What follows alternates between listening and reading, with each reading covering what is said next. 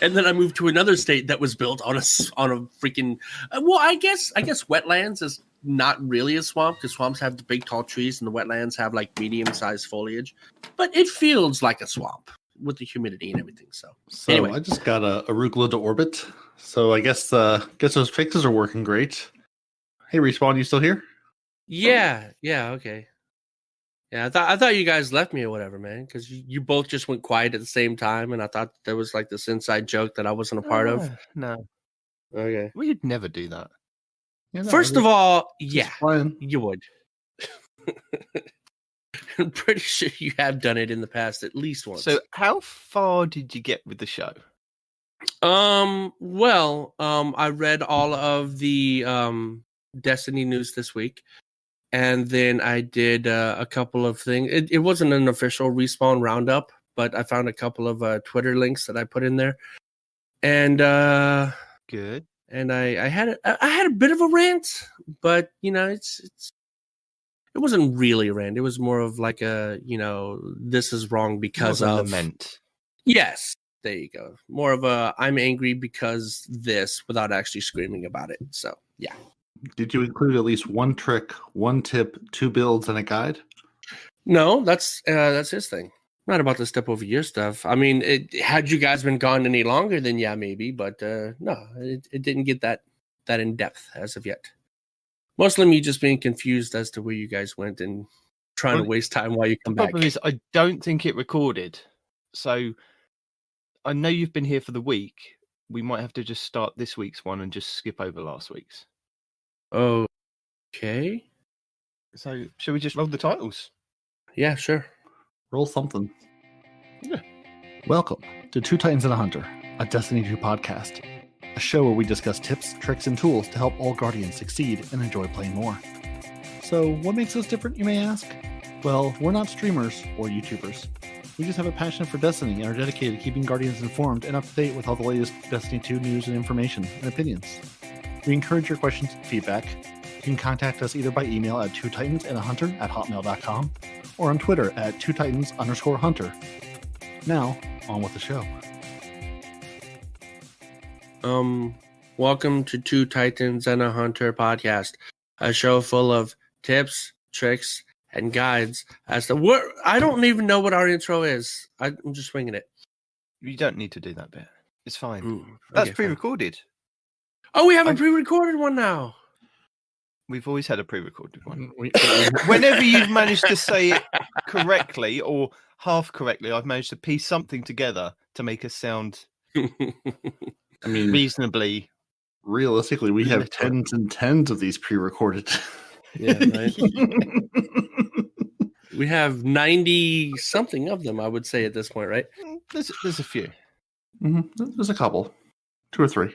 And if you've made it through to this 98th episode, welcome.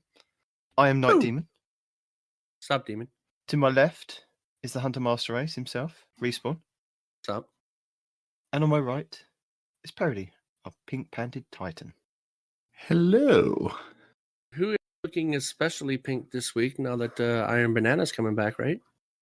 That's every week, my friend. Every week, the same beautiful armor set that goes into every activity because armor is a scam, armor is a lie, and the numbers mean nothing. My friend, I'm going to bring you into a raid, and you're going to find out real quick how important those numbers are. Those numbers are all lies. You just want all the resilience and all the grenades. All the rest of the numbers are garbage. No, I'm sure we've been over this before. When you've brought us into raids, nothing matters apart from your sanity. Oh my god. Mm-hmm. Okay. The number of on second thought, I'm going to bring Yanni. Parody into a raid. Demon, you can LFG your own. You can... Like I always do anyway. Well, before we dive into everything else, shall we just go over what's happening next week in Destiny? We should. What is happening next week in Destiny? Next week in Destiny, I get my raid jacket. Sorry. You didn't buy it this week in Destiny? No, I bought it, but I'm not getting it till next week. That's if they ship it to you. I'm not sure you're getting it then. I'm sure you're getting it sometime like 6 months from now. Nope. I don't remember when they ship them. I've contacted them personally. They're like, we're going to send yours out and only yours next week. because I am the best. So next week in Destiny, we have the first Iron Banner of the Season of the Hunt.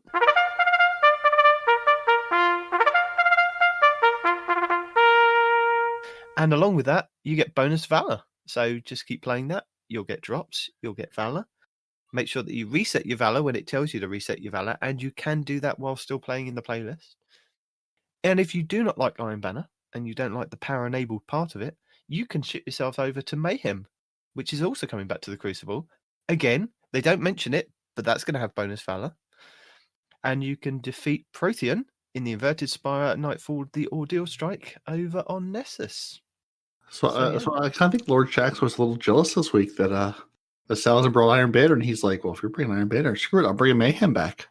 We'll see who loves who more. It's like one of those tip jars in the restaurant you walk into, and they're like, tip here for Salazar, tip here for Shax. Who do you love more? I'm sorry. That's not fair. No. So I love Shax more, but the Iron Banner is definitely better than normal Crucible. Although Iron Banner itself is also Cancer, right? It's just a better version of Cancer. Iron Banner is wonderful. Don't listen to him. No, Iron Banner's ass. He is wrong. He's a hunter. They just give you pinnacles. This is the hunter's native playground, the Iron Banner.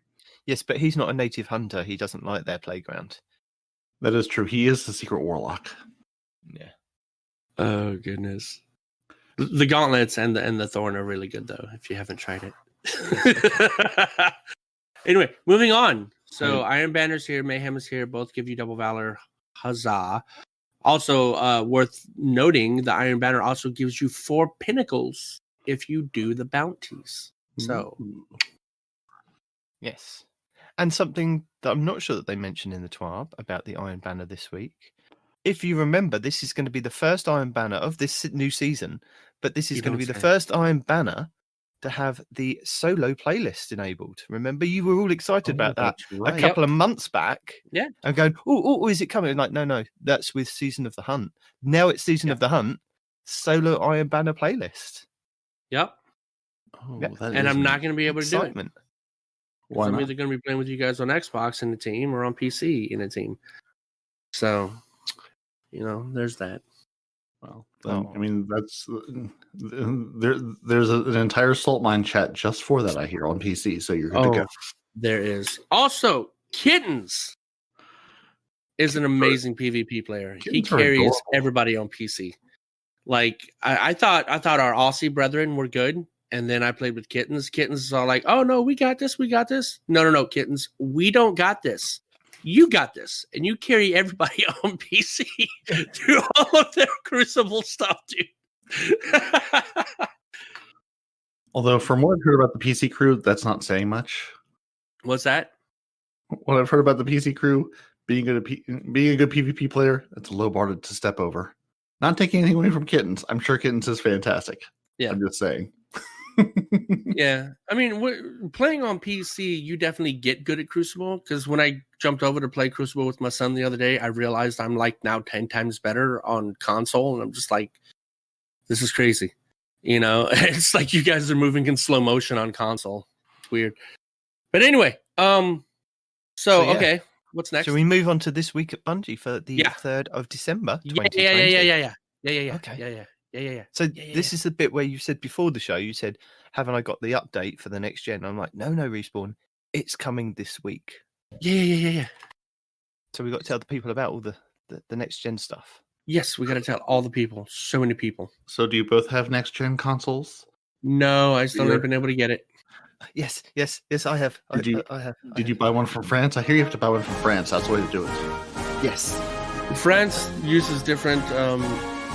I'd have to get a converter if I bought one from France. They use 220. No, it all works fine. It's all fine. It's all European. Yeah. Mm-hmm. Yeah, it works for you because you're in Europe. I can't buy it from France and bring it here. We use 2 different electric outlets, dude. Him being in Europe is a little debatable, though. Potato. Yeah. Functioning house fire. Yeah, totally get it. Yeah. Anyway. So that's Crow. Hold on. No, that is Crow. That's where we at. Okay. So so I've skipped all that bit.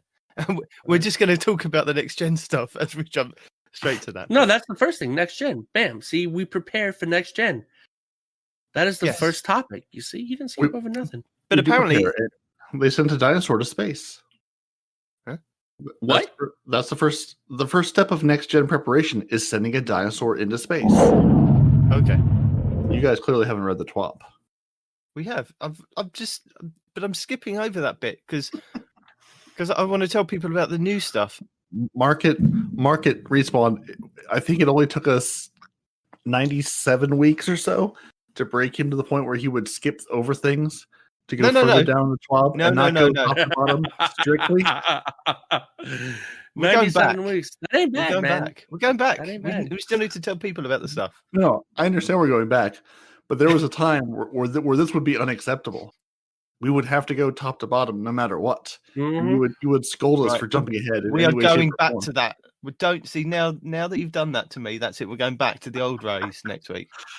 I can't go back now because it's already here. We've already got to this point. But You the will power of editing compels you. We'll turn the car right around. We'll take our car down to the next gen and tell us all about your fancy new console. Sir, I will turn this podcast around right now. I will sit here and just look jealously in your direction.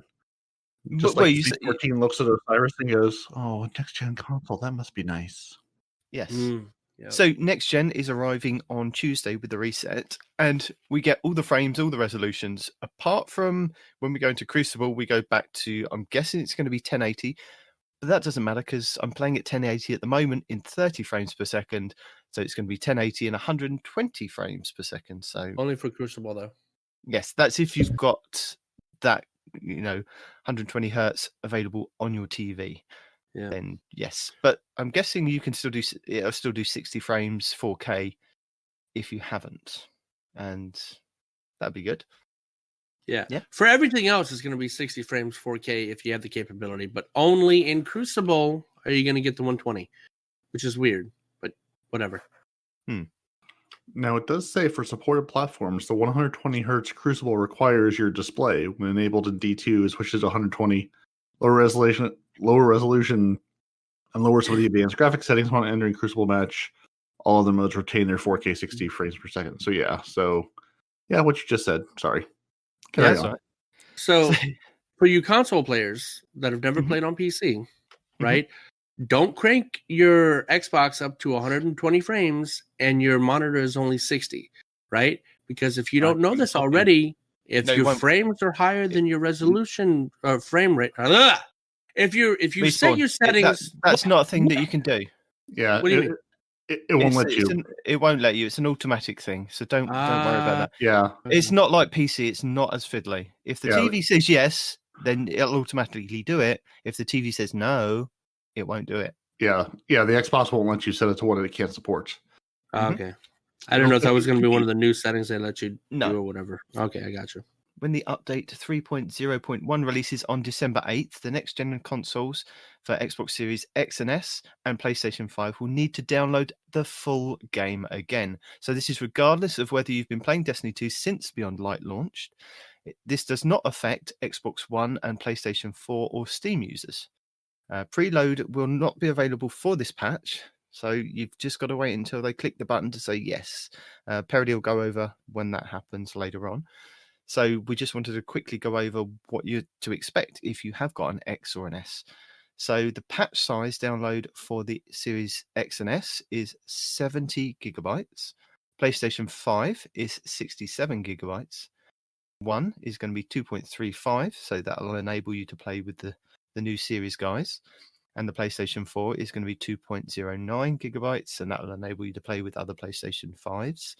Steam, you get a 1.5 gigabyte because all you're downloading is the patch, basically. So, yeah. Yeah, and it's worth just, I think, reiterating, if you have the S, the Xbox Series S. As in Sierra, not X-ray?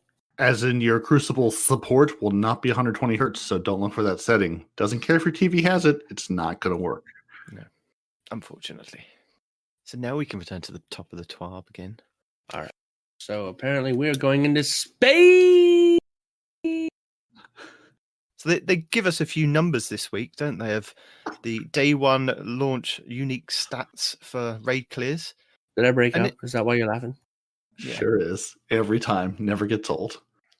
And Respawn's going to tell us all about the stats. No, I will tell you about the stats, but I don't understand how we have the same daggum microphone. We use the same daggum recording, and I'm the only that freaking breaks up. That's because you fiddled with the settings. Yeah. I plug the microphone in. Default now. Mm-hmm. And I just go with it. That's it. Yeah. This microphone is plugged into an ancient computer through USB, and I turn on Discord, and that's what I do. There's no other processing going on other than whatever Discord provides me. So There have like been many weeks where you have fiddled with your settings. You've downloaded extra added bonus things. I don't do any of that stuff anymore because of my. But the problem is you have. You've already. But it's all gone. All the settings are default. All the extra software is gone. I got rid of that when somebody was complaining about my mic quality. So I got rid of it all. I think it's laying there in your registry, waiting, watching for its moment to strike. Anyway, damn it. Moving on. So, this week at Bungie, we prepare for next gen. It has been a while since we last spoke. I mean, it hasn't been too long. We took a quick week off for holiday, but we're back to the grind. There is a bit to catch up on since the last TWAB. New exotics have been discovered throughout Europa. Banshee has found new memories. The Deep Stone Crypt has been infiltrated. Haha, giggity. And a dinosaur was sent into space. Okay. I was whispering that time. It broke up again. Are you serious? Maybe instead of like the brown noise, maybe there's like a respawn, I don't know what to call it, noise, where the microphone just doesn't detect that particular frequency. I hate this. I hate this so daggum much, man. It just cracks me up because it's like when you're talking normally, it's fine. It's just when you something about the way you said space or when you start shouting, it cuts you off.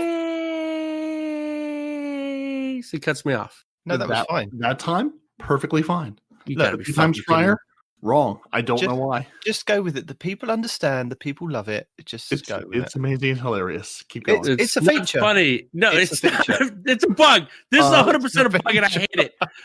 All right, so quite a few have been asking for the statistics.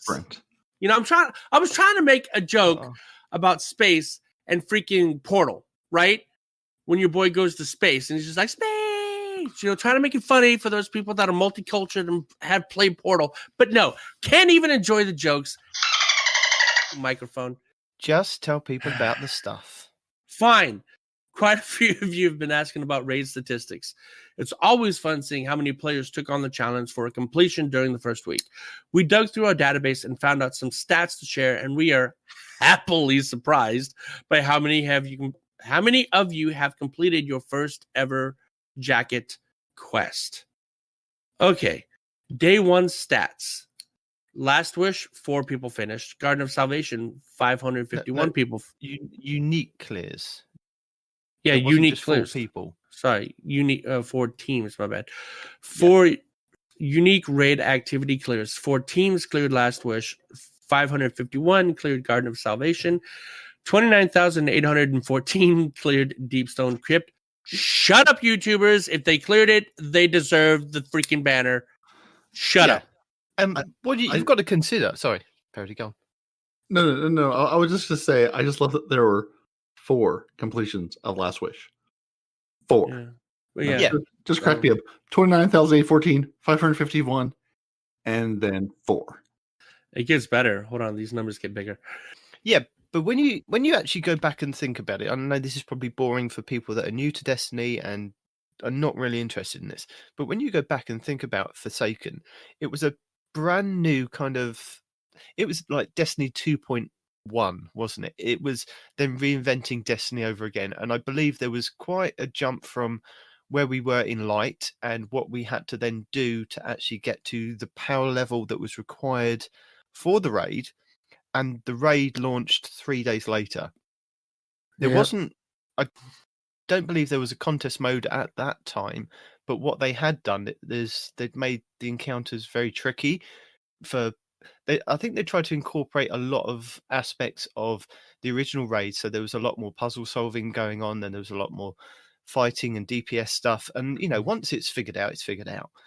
But you have to take all that into consideration. And when you did, unique raid clears and the raid races back when they did without the contest mode, within 3 days, the streamers, the streamer teams, or the people that grinded it out for 3 days that had no sleep, yes, you're going to only have 4 unique teams actually complete it on the day one.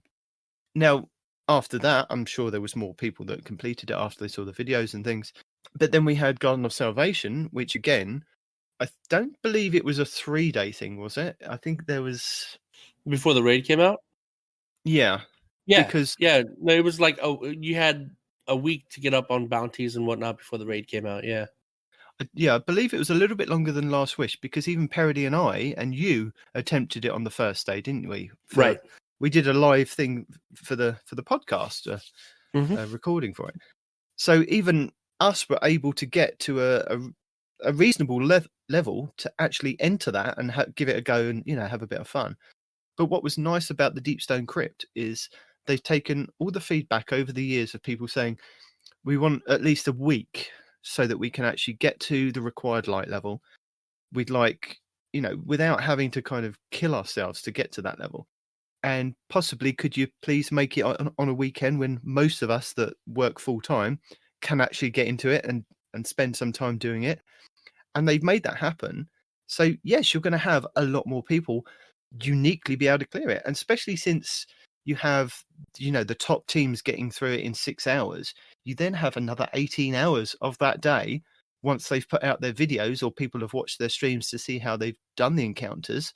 And if you are at power level and you've got a good, competent team, you could give it a go. And that's why it just shows there are that many competent people out there that can actually do the raids on the day one with a good light level. So it's really nice to see that Bungie have actually embraced that. And yeah, like you were saying, sod the moaners and complainers that, a lot more people got the raid jacket and things like that and the day one emblem. Yep. So they should. They've put effort into it to get to that light level. Absolutely, man. They haven't, tried any tricks to boost their power level with the artifact of, doing like bounties over and over again, because that is useless for the day one thing. So it's just nice that it is achievable. I mean, even I was up to kind of power level, and if I could get a team on Xbox to go in and do it, I would have gone and done it just to give it a go. Well, see, here's another thing that people aren't accounting for, right? Is, Deep Stone Crypt numbers are also including a lot of people that came in during New Light and free to play, right? So that had to bring in just a huge number of players to Destiny with the whole New Light thing, not New Light, free to play and New Light, Yeah. So those, of course, the numbers are going to be astronomically bigger because our community's gotten that much larger because of that. I'm not saying because of that necessarily, but that is definitely a contributing factor to these larger numbers, right? Not to say that what you're saying is incorrect. No, what you're saying is absolutely correct as well. But we also have a whole lot more people playing the game as well. So, and I don't believe that I don't believe it's an easy raid. I still think, from what I've seen, Deep Stone Crypt. Yeah, it was easy. Hell, Respawn figured out the mechanic for the second phase before the YouTubers did. No, but what I'm saying is that it's still good. It's a raid. It's still going to be a pinnacle thing that is still going to be quite hard to do. Yes, you're going to, if you've done it time and time again, if you've done it like 50 times in the last 3 weeks, then yes, you're going to have it down. And if you have a raid team that you can just walk into with it and just go, an hour and 20 minutes, an hour and a half and get it done, then yes, it's going to be easy. But if you're kind of new to Destiny, or even if you do a raid here and there and you go on LFG, it's not going to be, it's still going to be, I think, incomparable to, like Leviathan was, I think, after 3 or 4 years, a very easy raid. But if you got with the wrong team, you could spend hours in that gauntlet. I disagree for this reason only, Demon. And this is a very important reason. And Fuzzco will back me up on this. When it comes to the Leviathan, the raid itself is easy, yes, but it is hard because it is so buggy. So many glitches, so many bugs in Leviathan. they've taken out quite a lot of the glitches of the Deep Stone Crypt, which is good then. Yeah, absolutely. Yeah. Now, every now and again, when you go into space, you can slide out of your pod and die, right? Or you can get crushed by a pod as it comes down, you know? So there are a couple of glitches that still exist, but we're not nowhere near the number that was in Leviathan, you know? Every encounter had 3 or 4 different glitches that could happen, especially the last one during Callus, right? Half the time, you guys inside hit the right things, but the little wall doesn't pop up to prevent you from going to death, right? Or a bump will knock you into orbit even though you were sliding across a flat surface. They had all kinds of stuff wrong with it. So you weren't fighting against Callus. You weren't fighting against the mechanics. You were fighting against the Bungie bugs in Leviathan, and that's why I hate that raid. It's because the raid itself wasn't hard. The bugs are what made it hard. Yeah, but you could still have those teams that still found it difficult. I mean, there were still teams on LFG right up until the last week that I was seeing going, I haven't done Leviathan, I've never done it, could somebody help show me? And, you know, teams taking people through. But again, that's still going to be quite difficult for people to, you know, it's a raid, it's still going to be quite difficult. And yes, if you go into it and you practice and practice and practice, you're going to get better at it, and you're going to get better at doing it over and over again. It's like everything. And you still need 6 people that know what they're doing and can follow directions. That's the most important part. That's the biggest thing about like the LFG groups I've been a part of. The Demon and I have been in, you know, the last couple of times I've been raiding, it's been with Demon and I. We will find an LFG group, sometimes with a Sherpa, sometimes sort of with a Sherpa. And the biggest thing is, you know, do all parties actually listen, actually pay attention? Or do they, you know, get frustrated and rage quit? Or do they go, well, you didn't do it perfect the first time, we're out of here? It's like you went into a group of, you know, random people, maybe, you know, 2 of the 6, there's, you know, 3 groups of 2 or whatever, but you went into a group of random people who have likely never played together doing content they don't understand. You have to have some patience to get through it. If you're expecting a flawless run day 1, that's unrealistic. And having patience is important. Yeah, a lot of the LFG groups I've been in, just, you know, if people actually listen and when they screw up, they say, okay, what did I do wrong? Or, you know, at least understand, okay, we wiped, what caused us to wipe? You know, was it me? Because when I step in there, I try to figure out, okay, I screwed up, I wiped us. What did I do? What did I not do? What am I missing? So the next time I cannot do that. And it's, you know, it's important when you're trying to raid with groups just to, you know, to learn the raid, to at least know, you know, even if it's stand here and shoot the ads and then go over here and do this other thing, or get into this circle, or look for this door, whatever it is, or if it's just like, hey, stick with your buddy and follow him around, to do that and follow directions. And that absolutely, you know, kills raid runs, because you get stuck for 6 hours doing simple activity. That's what I was going to say. Patience is important, but it's nowhere near as important as you following directions. So is the Deep Stone Crypt the new Crota, where it's basically a long strike, and if you can explain it to people and they understand the English language, you can get them through it quickly? I actually think it's more comparable, and there's a lot of back and forth between me and the PC guys, but I think it's comparable to Scourge of the Past, right? Really easy, really fast once you get it down.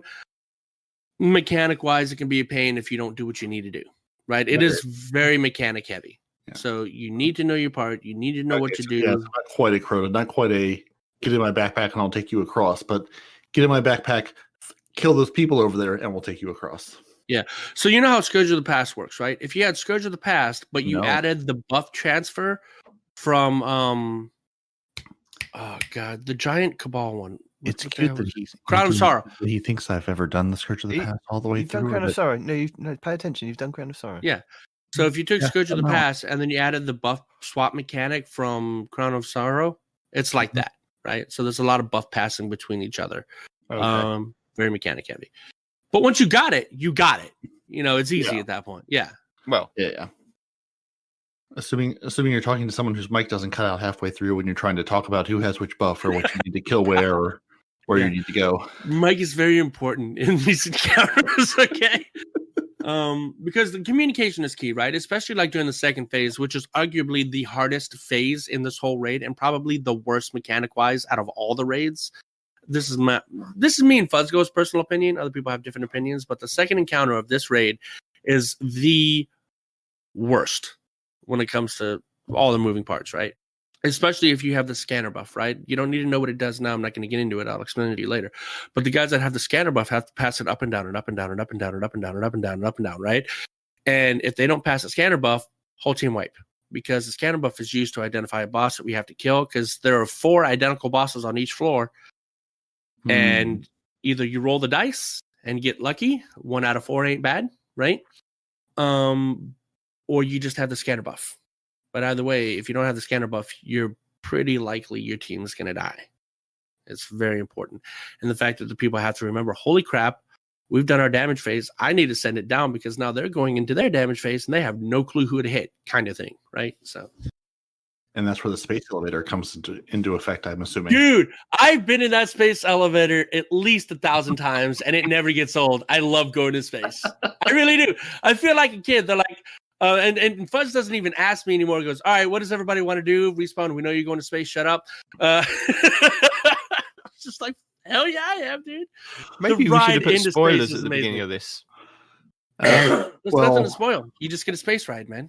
Well, I mean, at this point, Bungie has sort of spoiled the space elevator in the TWAB. So if you read the TWAB and clicked on all the links, it's been pre-spoiled. And there have been a couple of people in the raid in the last week, just a few. A couple, yeah. Compare it to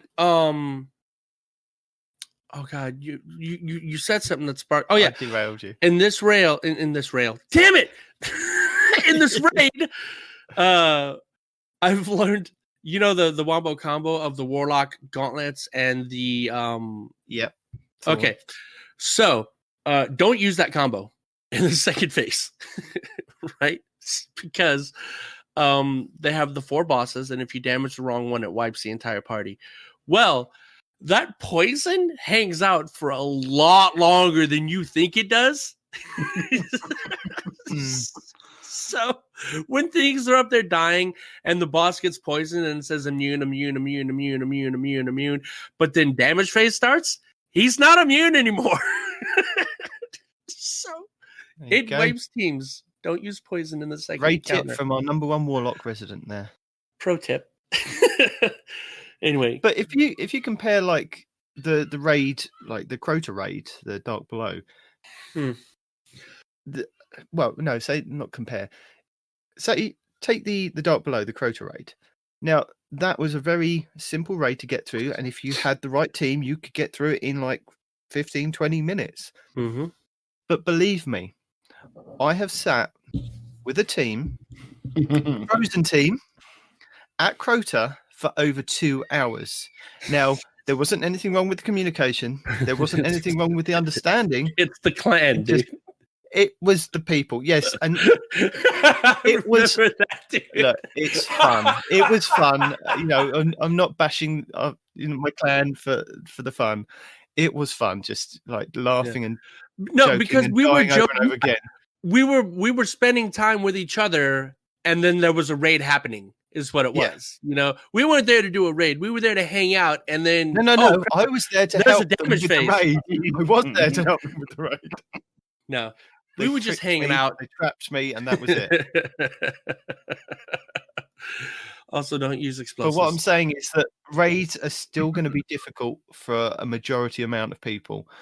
The people that play it over and over again, and the people that do these raids time and time again are going to be used to it, and they're. I'm only saying this because I've heard a lot of feedback from, again, streamers and YouTubers saying that it's too easy, and that it's not too easy. They're done with the content. It's actually harder than Scourge of the Past was. They're just mad that we have so many people completing it. That's their real problem. It's not too easy. Is it easy? Yes, but so is Scourge of the Past. But Scourge of the Past is fun, And this one is less fun, but way more beautiful. Right. So, no, I completely disagree that it is too easy. It is easy, but it's not too easy. Yeah. If it's supposed to, and I know everyone's made their raid guides and throughs and everything.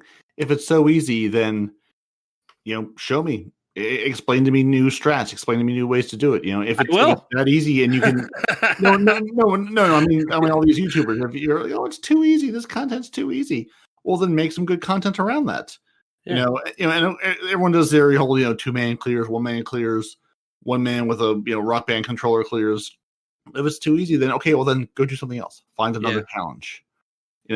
I'm sorry that you who can play this for many, many, many, many hours, who have already put more hours into the game this season than I will this entire season and possibly this entire calendar year. I'm glad you think this is easy. It's also easy doing anything for hundreds of hours. Yes, you have loads of experience, therefore it's easy for you. That's not the rest of us. The rest of us want to play the game. Go move on to another carry game. people through trials. Carry people through competitive. Just carry Well, people doing what you do. Carry people through raids. Go in with your fire team.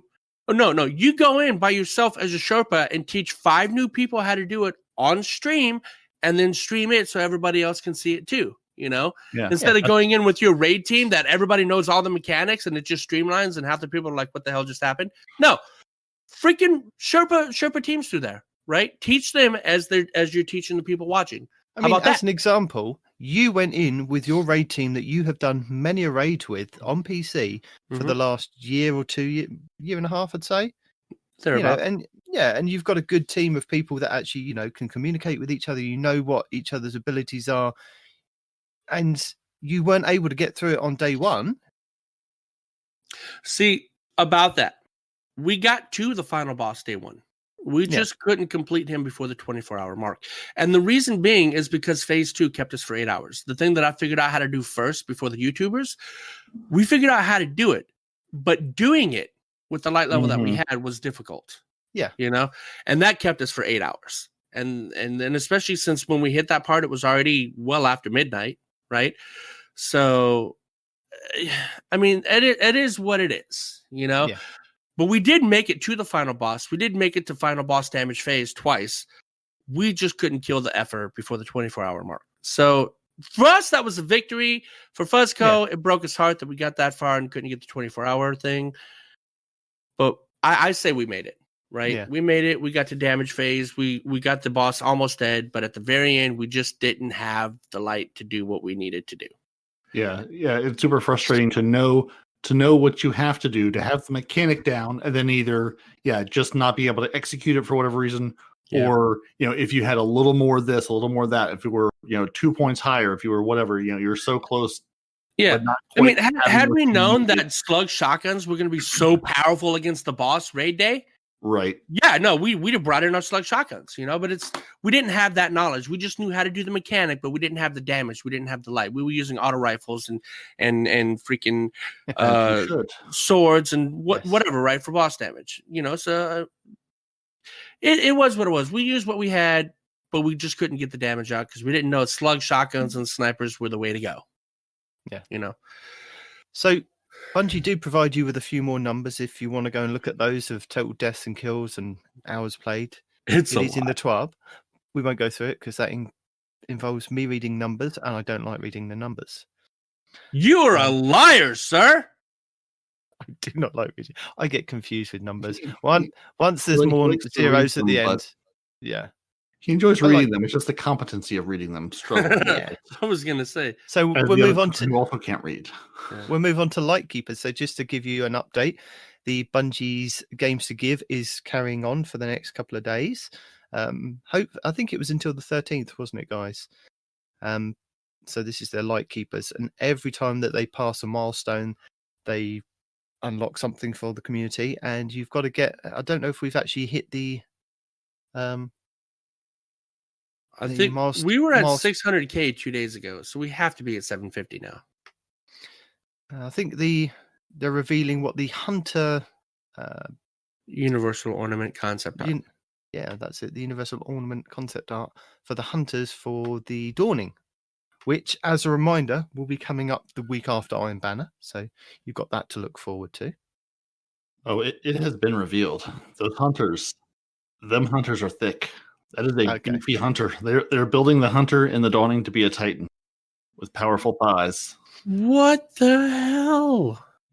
My hunter is now obese. Mm-hmm. We have love handles. We have some thick thighs. We got some. What is this? That hunter is thick. Is that no? Our hunter is fat. It's cold. He has to pack on some weight for the winter season, so Oh he my makes it through God. Europa and doesn't freeze to death. No, I'm sticking with the raid armor. No. All right. Yeah. So now, as of time of recording, we are at $796,687 as a community. So we have not quite gotten. We're about about $200,000 away or so from that 1 million. So no final previews yet. Oh. Yeah. But soon. So yeah, every 100k after reaching the million mark, they'll do a guest lore reading, which was quite nice. They did that last year, I believe. That was quite nice for them to do that. And we will link the full schedule of featured streamers. So if you want to head over to the Games to Give website to learn more. So yeah, that's going and doing well. Next is my favourite bit: the return of the banner. So I've been trying to find out the new perks that are rolling with. Somebody said Thresh is going to be available on the new Iron Banner weapons, and somebody else is saying Reconstruction. Right? If they can roll with Reconstruction Thresh, oh my God! Done. Game over.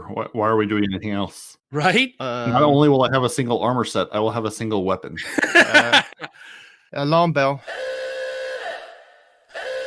I would just like to give a public service announcement that is now going to upset Respawn. What? Thresh is not working in PvP. Do not know whether this is a bug I knew that or already. a feature. So, unfortunately, yes, it has been confirmed that it doesn't work in PvP. Don't know if it was a bug or a feature, or if that's meant to be the thing that happens.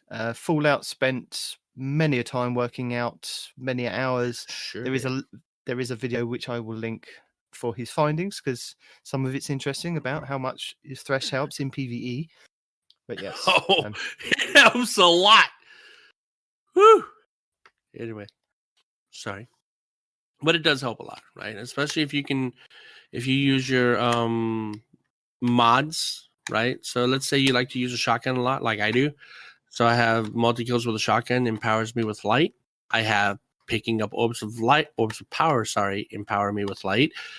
I have 2 mods that give me max stacks of 5. And then the final mod is when I throw a grenade, I get 50% of my super back instantly. And you pair that with a shotgun that has Thresh, a scout rifle that has Thresh, a heavy machine gun that has Thresh. Yeah. I get supers back really fast. And what does Thresh do for the people who don't know? Thresh is basically the poor man's bad juju.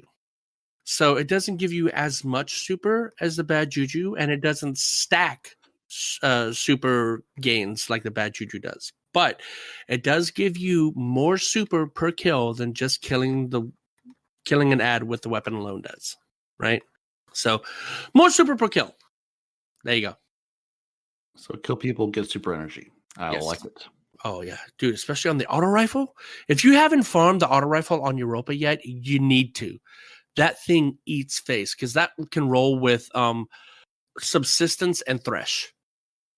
So super for days with the auto rifle from Europa. Get it. I have not yet unlocked the auto rifle from Europa yet. Are you sure? It's on the second page. It's not on the first page. You can't pick a quest. On the first page, you can pick one of those 3 bosses and they give you a weapon. It's never going to show up there. There's a second page that shows up eventually, and it's on the second page, and you can pick whatever weapon you want to farm. Yeah, I don't think I have that second page yet either. Okay. Then you just need to do your all of my Europa. Well, no, you need to focus on your darkness quest from the stranger, and and then once you've done all of her quests, then you got to do all of Varric's stuff. Hold on. Yeah, I still have to do all the things. And Respawn has gone to space, so he'll be back with us later. So the returning weapons for this Iron Banner, well, reprised, is going to be the Scout Rifle, the legendary kinetic one, the Guiding Sight. And I can tell you that this bad boy can roll with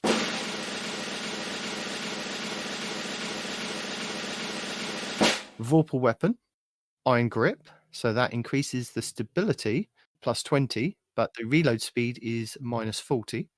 Sorry, what happened? My wife called me from Brazil. I had to take that. What did I miss? we're going over the reprised weapons, which is the guiding sight, the legendary kinetic scout rifle, and I'm Okay. going over the perks that you can roll with. So we is it on have, Light GG now? yes, Vorpal weapon.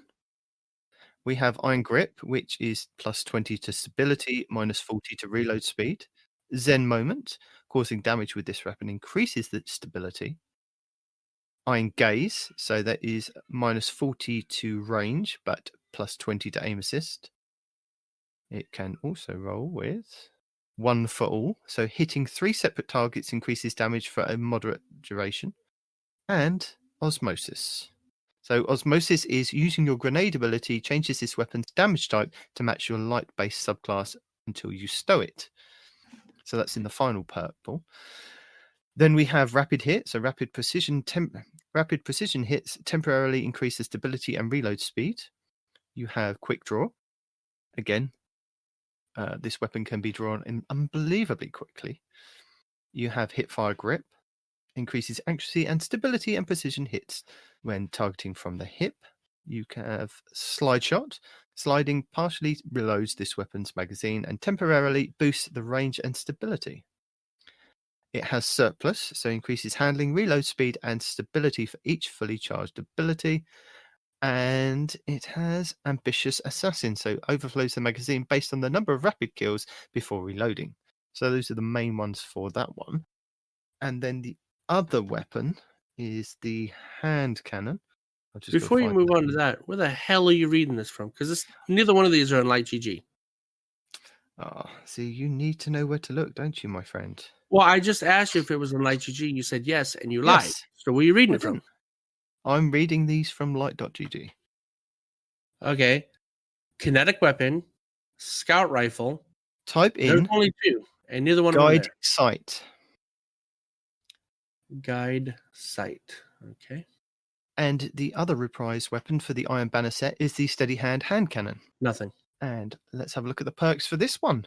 So this is again a kinetic hand cannon with 92 impact and 120 rounds per minute. So it's one of the slow firing ones. So originally it was a 110. So this bad boy can roll with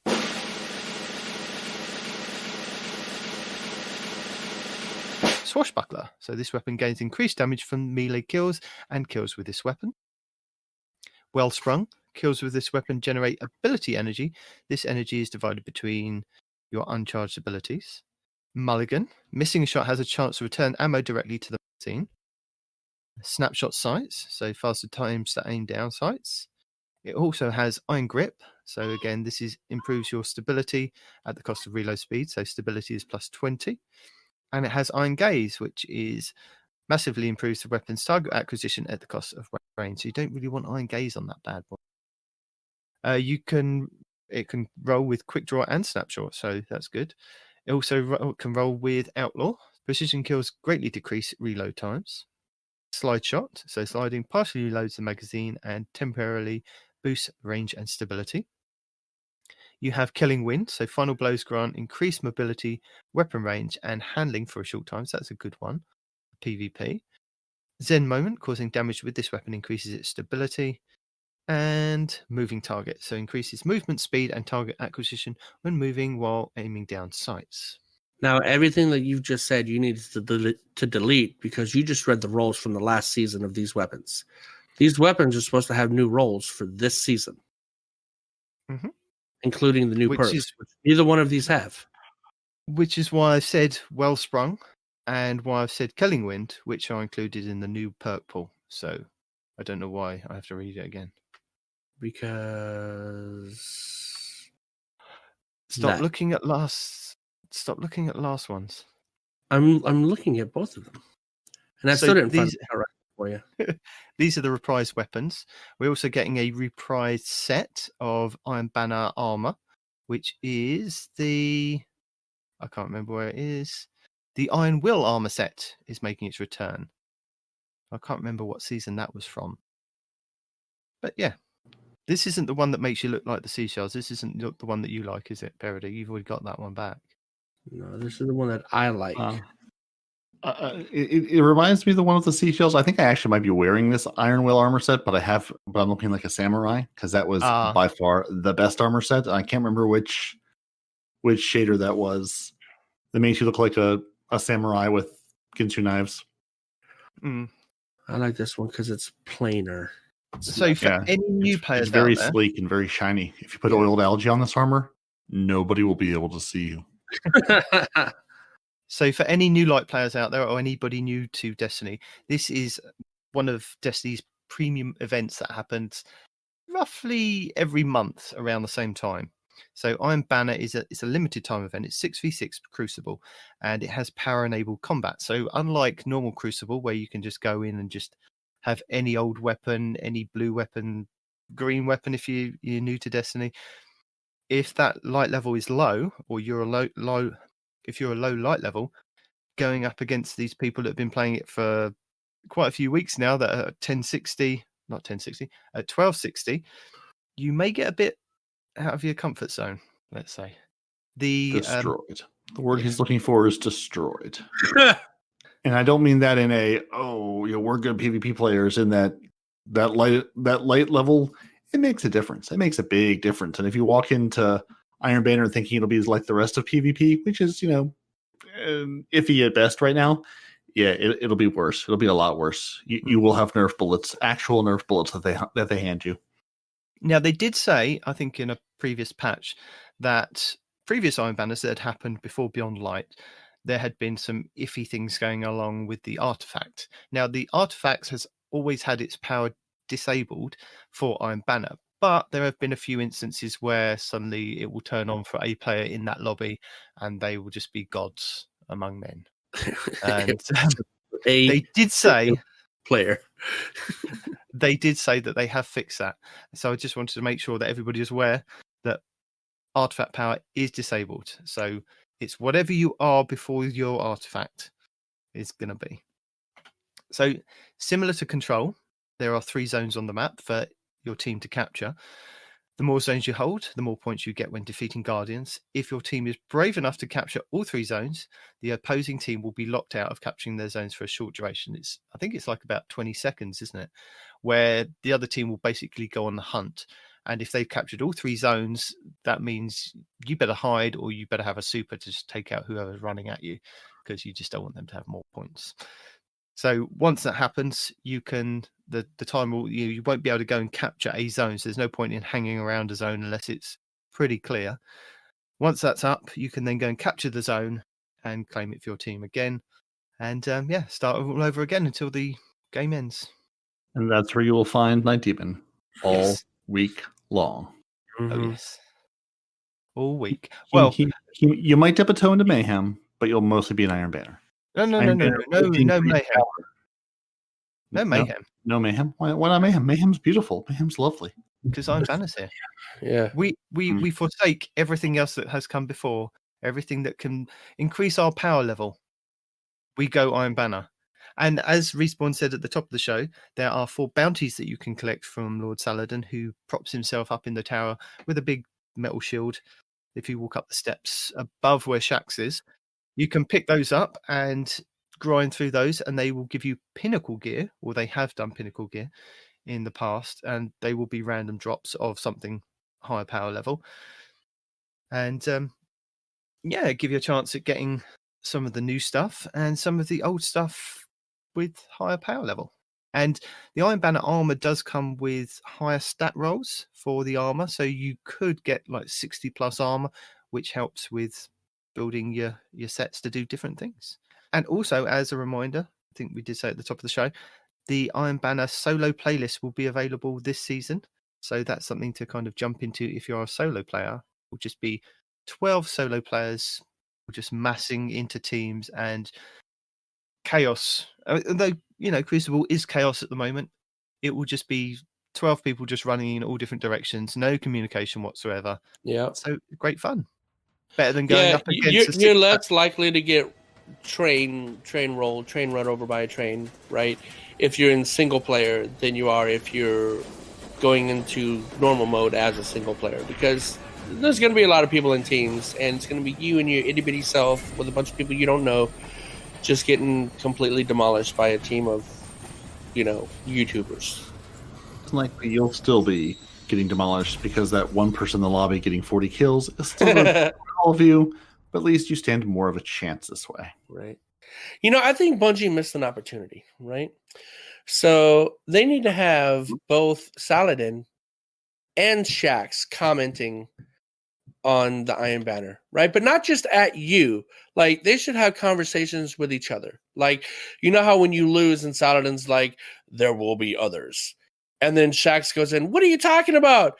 You have guns. They have guns. What happened?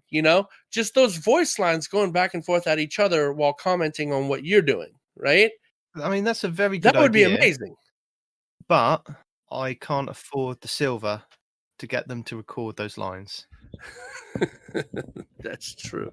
Yeah. No, I mean, you don't even have to get them to record new lines. You can just have the existing. That's why I used the example just now, where like when you lose a match, he's all like, "There will be other Hunts Guardian or whatever." Get them to record new lines because it just sounds out of place. It does. I think they can make the existing ones work. I honestly do. But whatever. The point is if you had the two interacting with each other as well as you, that would be amazing. Because I can just imagine Shax walking up into the Iron Banner and just messing with Saladin. Just because he can.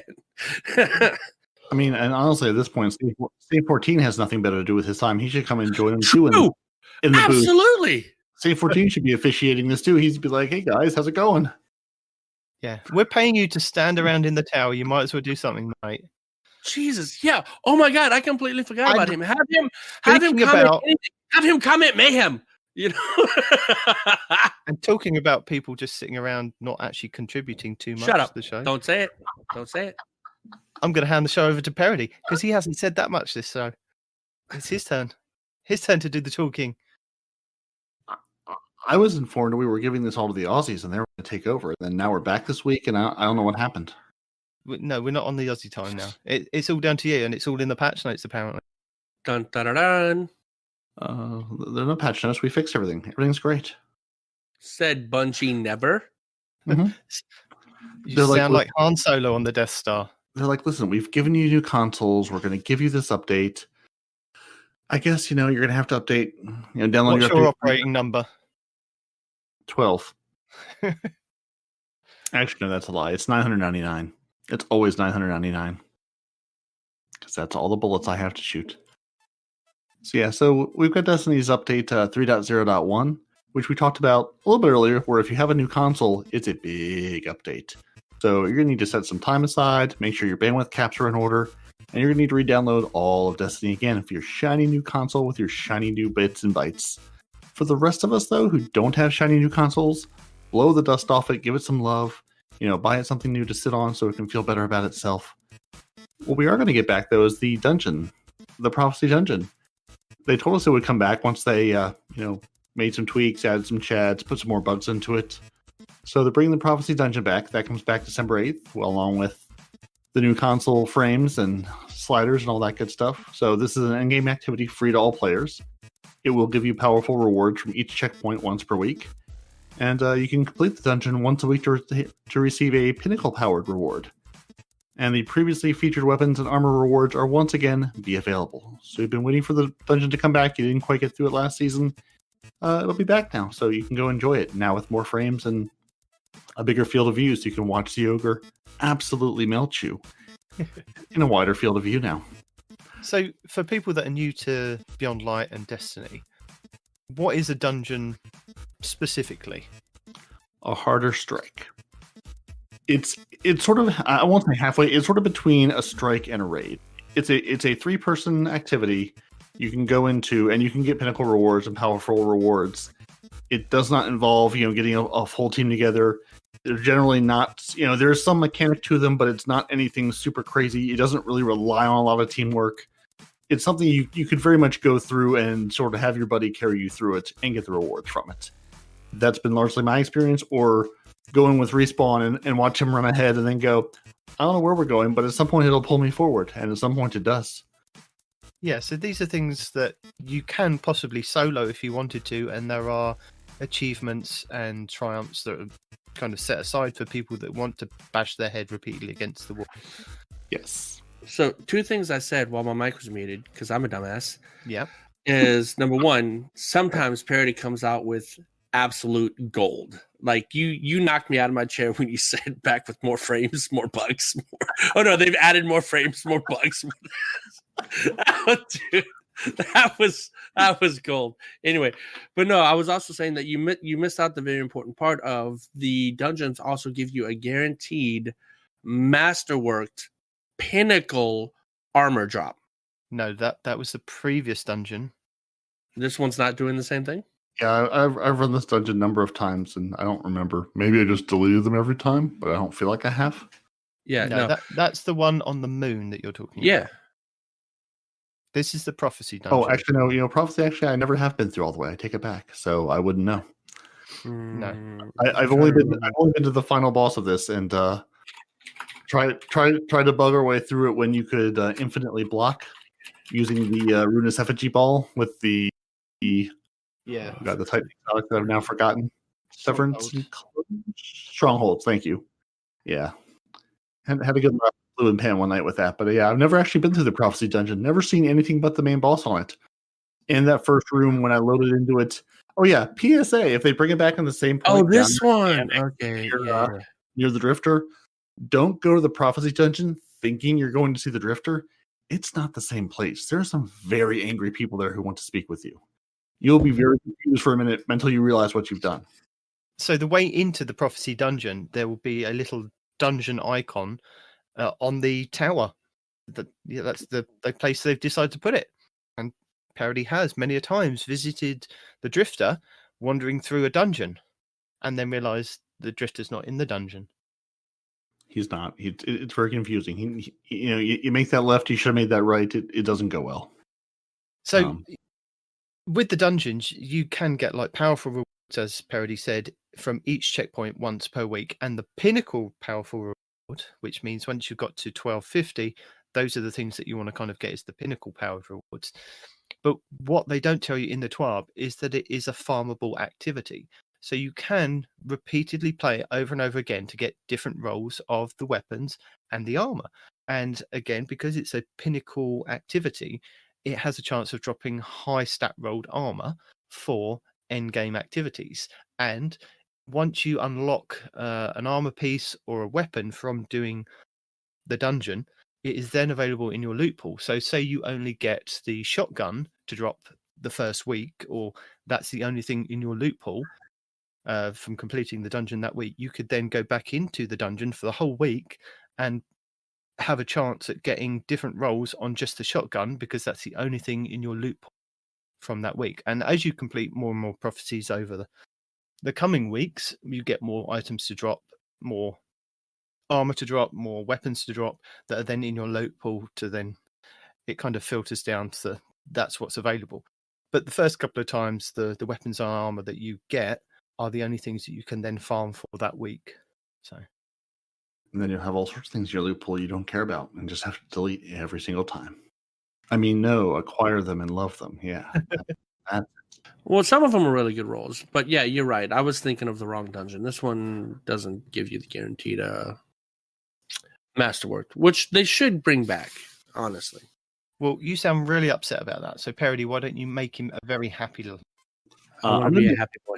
I'm going to make everybody a happy boy and tell you all about the sweetest love story between Saint 14 and Osiris. Wait, nope, not that story.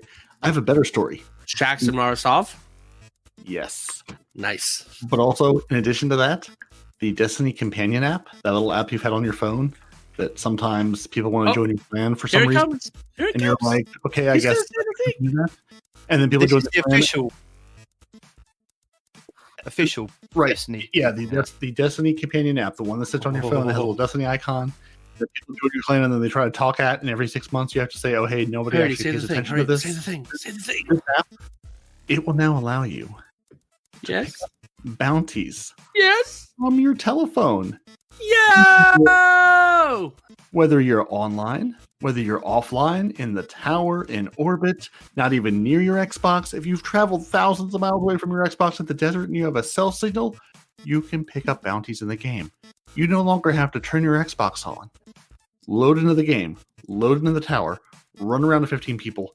You can do all that on your phone while the game is loading. So by the time you are able to play the game, you can go and play the game. Yup. I love it. How many years have we been asking for some sort of kiosk, some sort of way to do this? Okay. This is better we've asked for it to be in game from Orbit, right? So this still isn't that, and you still need a separate device to download the Destiny app. But at least we have an option. But it's better than that. It's better. You have a device. It's amazing. This makes me so happy. This makes me very happy. So it's not available yet. Don't get too excited.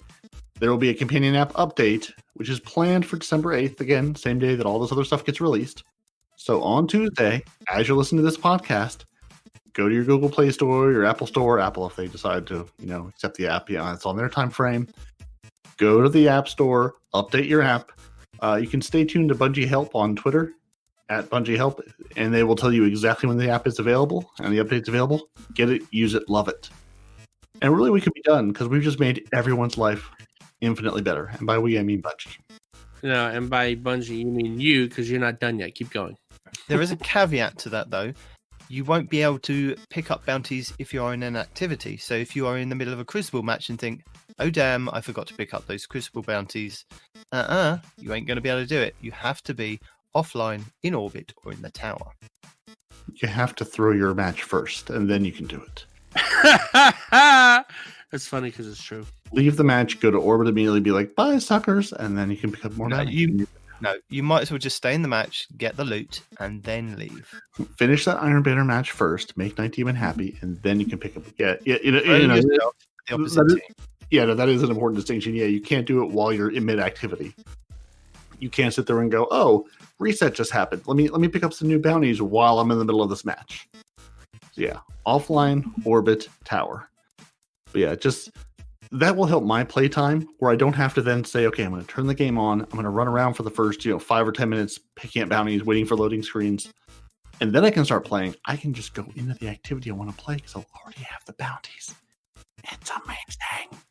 Mm-hmm. They've also, fixed some other things that I guess we could talk about because nothing's more important than that. But New Light, they resolved some issues like the New Light subclass quest where Ikora's waypoint was suppressed. Not suppressed anymore. Veteran players with 2 characters of the same class were blocked from acquiring their subclasses. You can do that now.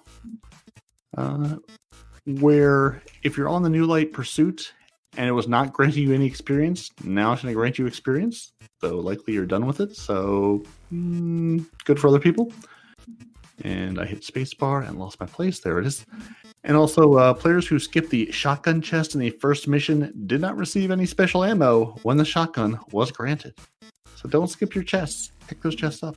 Although now they fixed that issue, so skip the chest all you want. Don't let the game tell you what to do. Have you guys been in the tower and your monument to your lost lights? Those lights are really bright and they're really persistent and they're flashing and saying, hey, over here. Exotic. We have exotic over here. You could absolutely pick up these exotics.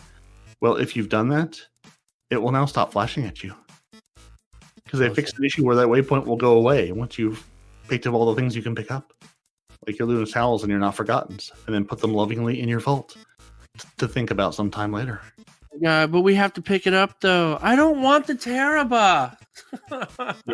Yes, you do. See, it's because you scorned this exotic that you're not getting more raid exotics. You have to collect the whole set. That's why. See, there's a bug on your hunter where you can't have new exotics until you pick this one up. That's the rule. Nope. Just anything RNG related I've never gotten until they implemented, exotic drop protection or exotic drop guarantee where that thing is the thing. Well, now they've given you a literal kiosk. You can go and buy it at a shop with your ramen ticket, but you need your ramen ticket first. Oh, really? No, you can't buy every exotic from there, though. They've also fixed issues in collections where your badges and armor in your collections will correctly select the player's class. They fixed an issue in the UI where it would forget which page you were on after you preview an item. So if you are perhaps looking for your oiled algae shader and it's on like page 8, it will keep you on page 8 now versus flipping you all the way back to the beginning, trying to remember where you were. And they fixed a bug where some new armor mods had incorrect sources listed in the collections. So if you're trying to frantically find something and it wasn't dropping from there, now it might tell you the right place. And Crucible. Crucible is getting some love this week with its double valor. So they've updated the mercy rule for control on Clash to prevent it from triggering too early in the match. They fixed an issue where the survival medal could be awarded to players who were defeated during the round, and thus not surviving. They fixed an issue where the untouchable medal could not be earned. So they're giving medals for living out when you died, and if you didn't die, you couldn't get that medal. Got it. Switch that code around. Great work. And of course, there are exotics. We must make changes to them. So the Icefall Mantle, they fixed a bug where the Icefall Mantle's description did not mention the slow field it generates when activated. So Night Demon, now everybody's going to know there's a slow field around you when you activate it in Iron Banner. The Necrotic Grip, they fixed an issue where being killed by the effects of the grip would show as being killed by the Architects. Which isn't wrong. I mean, you were killed by the Architects. And Respawn's favorite, the Mask of Bacchus, because they hate hunters and they nerf all the hunters, and the hunters are just so sad. They've improved the readability of the visual effects when another player wearing the Mask of Bacchus shifts directly towards you. Mm-hmm. So if you run directly at somebody while invisible, they're going to be more aware of that now. You're not running, you're blinking. I say that because it's an important distinction. We're not actually running. It is a point-to-point blink. So the fact that it telegraphs where we're going or how we're getting there, I think is ridiculous. What the hell is the point of a blink if you know where we're going? Because that's how the Warlock works. Yeah, but the Warlock doesn't have a different animation from when it's coming directly at you, though. Hunters apparently do. They've updated the description on the mask to also show the perk correctly describe its bonus damage, which applies only to combatants and affects all arc damage and affects all arc weapon damage and all damage against slowed or encased enemies. And they've also fixed an issue where the damage bonus was applying to players who are slowed or encased in the Crucible and Gambit. And there's also interesting things about, the word combatants this week that I'm going to guess Mr. Night Demon's going to touch on in his video guides and reviews this week. But combatants, it definitely uses that word in a particular way that we talked about. And, so those all come out on December 8th, where the patch notes become available with 2 A's for download. And here we have a rare typo in the TWA. Ooh, rare typo? No, I mean, I don't have to touch on it. I think I've already... You've already touched on it. I touched on it, yes. You touched on it, talk to it. Our important thing being combatants means non-guardians, which is why things like Thresh don't work in the Crucible, because the combatants are apparently not your fellow guardians. So it's just PvE things. So if something says this works against combatants, think PvE activity, not PvP, not your friends or relatives. The problem with that is that it's been a bit confusing because in previous, I don't know, weapons or armor, or something, they've meant combatants as in all combatants, and now they've kind of decided, oh no, combatants are just not anybody in PvP. Yep, they've updated their dictionaries. Mm-hmm. And you may say, when are we going to get this update? It's going to be out on Tuesday. So we have a quick player support report in preparation for this update. So they say today, December 3rd, which was 2 days ago as we record this. So this has already happened. You've already gotten your background maintenance for update 3.0.1. That happened. You don't care when it's going to happen because that's the past now. And as 19 mentioned earlier, when the 3.0.1 release updates on December 8th, and you have to re-download all of Destiny for your next-gen consoles, you'll have to do that right when the game goes live. There is no preload window, so when it's time to update, it's time to update. So December 8th, that's Tuesday at 7 a.m. Pacific, that's noon Eastern, and 5 p.m. Or 5 p.m. or 6 p.m. UTC. 1500 UTC, whatever that works out to. Your background maintenance begins. An hour after that, everyone gets kicked to orbit. Destiny 1 and Destiny 2, You get kicked to orbit, you get logged out, and as a reminder, all your apps stop working, so stop trying to use them. At 9 a.m., so an hour after that, your 3.0.1 update is rolled out across all platforms and all the regions, and players can log back into Destiny at that time once you've installed your update. And then an hour after that, they think the background maintenance will be concluded. Expect background maintenance to extend a couple of hours because it always does, because games are hard. And then, yeah, you'll have all the frames and all the sliders, and your next-gen console will actually be next-gen. That's exciting for some of you. And, yeah, so 3.0.1 update. They've got a couple of resolved issues. This is a fun one. The lift tubes, also known as elevators, and the Ward of Nothing strike fully drain your super energy. So that's fixed. The wanted the Fanatic Triumph is not being awarded after defeating the Fanatic in the Forsaken campaign. Fix that one. The Hitless Triumph not being awarded after defeating all the Barons in the Forsaken campaign. The holograms from the looped emotes such as Luxurious Toast, Feline Fancy emotes disappear and leave players in a static position after the first loop ends. Why did you fix that, Bungie? Why? That was the best bug ever. The Adored Sniper Rifle cannot be reacquired from collections. So they fixed all of those, and I'm really sad that you can no longer get stuck mid-animation once they push this patch out. That disappoints me. And because I promised Respawn there would be more bugs, don't worry, buddy. We've delivered. Oh, no. So this one, I didn't mean to call you out specifically, but players who are colorblind may have difficulty seeing the Wrathborn Trail, the hunts in the Wrathborn Trails. Yep.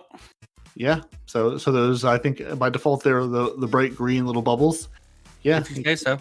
Yeah, right. You can't see green. That's gonna be a little harder to track this down. Respawn, when you look at a tree, what color do you see? Okay, so here's the thing. I don't have true colorblindness. I have a type of colorblind that prevents me from distinguishing. That wasn't what I asked. I said, what color do you color. look? What color do you see Still on the leaves? green-ish. Are you sure? Are you sure that's even green? Is anybody really sure that that's green? How do we know that your green is the same as Parady's green? Green is just a construct. Mm-hmm. Just like in the last Wish raid, players who get the place relic prompt for Riven's heart, even if they aren't holding it, so they have to rip out their own heart and place it there instead. No, don't do that. No. For an EXO, don't actually need that heart. Lol. Yeah, so if you're doing the last Wish raid and you get a place relic prompt and you don't have a relic to place, don't do it. It's a trap. The binary system ornament for the symmetry disables the enemy highlighting in Seeker mode. So, cool ornament, nerfs gun. Some players are being forced to reacquire the Cryptolith lure every time they launch the game. So if you're doing lures and you have to pick it up every single time, Bungie's aware. Major enemies that drop moon weapon parts aren't spawning. The Scourge of the Past armor can't take Season of Arrival mods. The Strength of Memory challenge can't be completed. Some icicles on the rhymed ghost shell are black and don't look rimmed. like icicles. Rimmed. I'm sorry, there should be two M's if it's rimmed. It's RIMED. However you pronounce the word RIMED, that ghost shell, some of the icicles are black and don't look like icicles. So maybe it is the rhymes ghost shell. I don't know. So for those eagle eyes out you who run that ghost shell, some of your icicles look wrong. The Lost Lament quest sometimes progresses inconsistently or not at all, and sometimes needs to be abandoned and required to continue, and sometimes it doesn't. Kills with the Jade Rabbit exotic scout rifle no longer auto-refill its magazine. The Halcyon... They literally just fixed the Jade Rabbit and it's broken again. They put it in the armory too close to the Telesto, and this is what happens. Oh my god. Are you joking right now? Just delete your Jade Rabbit. It's just broken. Just give up. It's broken. Your Halcyon... The Halcyon Visage is exotic sparrow takes shaders poorly. Does it become cranky? Does it refuse to work? Do you get on it and it just says no? I mean, I know what they mean. All of the above. Yeah, so it takes the shaders very poorly. It gets very uppity. It doesn't like it at all. So don't put shaders on it. The selfie emote functions poorly on an ultra-wide monitor. No. The Wisdom of the Witch triumph no longer counts progress. Some players cannot progress past the first part of the mission A Guardian rises. Thus their Guardian will never rise. The Drifter sometimes misgenders players in idle dialogue and gambit dialogue. Eris still has a weekly challenge for some players. The weekly challenge intentionally does not provide a powerful reward, so stop trying to do it. Well, stop telling me about it then. Right, yeah, get it off my freaking map. Well, Eris wants to tell you about it. She's very persistent, just like that Lost Monument kiosk. Your flawless execution on the way of the Wraith Hunter subclass has a delayed trigger. For hunters, I don't know what your flawless execution is, so when you're Way of the Wrathing, it has a delayed trigger. Yeah. Resetting the Valor on step 4 of 5 of the Light Reforged Crucible quest prevents future Valor earned from being recorded for the quest. So, don't. Multiple ships have their rocket effects floating behind the ship model. Feature. Shiver Strike Titan Melee does not function with the heavy-handed mod. Also a feature in Respawn's eyes. Collections go back to the main menu instead of to the previous section. Yes, that was annoying. Every time I was looking at shaders to see, do I want to put that one on my character? Every time I would click off of it, it would take me back to the main part. And I was like, no, I want to go back to the shaders. So yeah. So they fixed the shader pages, but they didn't. But they then broke the menu overall. So it just takes you, right back to the beginning of the collections. It's like, so I'm going to give you half on that, Bungie. 50% success rate. HDR isn't working as intended. And we're investigating player reports that their veteran dialogue has been replaced with new character dialogue. Give me back my veteran dialogue. For people who dialogue, I guess. Yeah, so that's a list of known issues. There will be many other unknown issues. So if you see them, detect them, go to the help forum, tell Bungie. It will help them know about them, and then they can, break them in different new and exciting ways. And that's all of our report. Yeah. And then there's lots of Destiny art and movies of the week to go and check out. The TWAB this week, which are interesting. And then we are left with, that's a wrap for this week. Bit to look forward to next week, because we've got the Dawning coming. And next week will be the final TWAB of the year. Tips, tricks. Already? Wow. I would say, where did this year go? Because it's either lasted 1,000 years for some people or no time at all. And there is no middle ground. So we don't know when they're going to be returning with TWABs. Hopefully it's going to be, I'd say, in the first week of January. 2027. They're just done with them. They're like, no more TWABs ever. Do we have to do this every week? Time in, time out. I feel like we might have some sort of report from somebody this week. I don't know. I'm not sure. Maybe a roundup. Yeah, maybe. Some sort of roundup. Some sort of. I mean, I heard some talk of a lament. Maybe there's a rant or a roundup. I don't know. There's something with words. No, there's a thing. There's a whole hour dedicated to the Hunter Master race, and here he is with a double header here for you. Respawn's report roundup. And a Respawn rant. You are so lucky.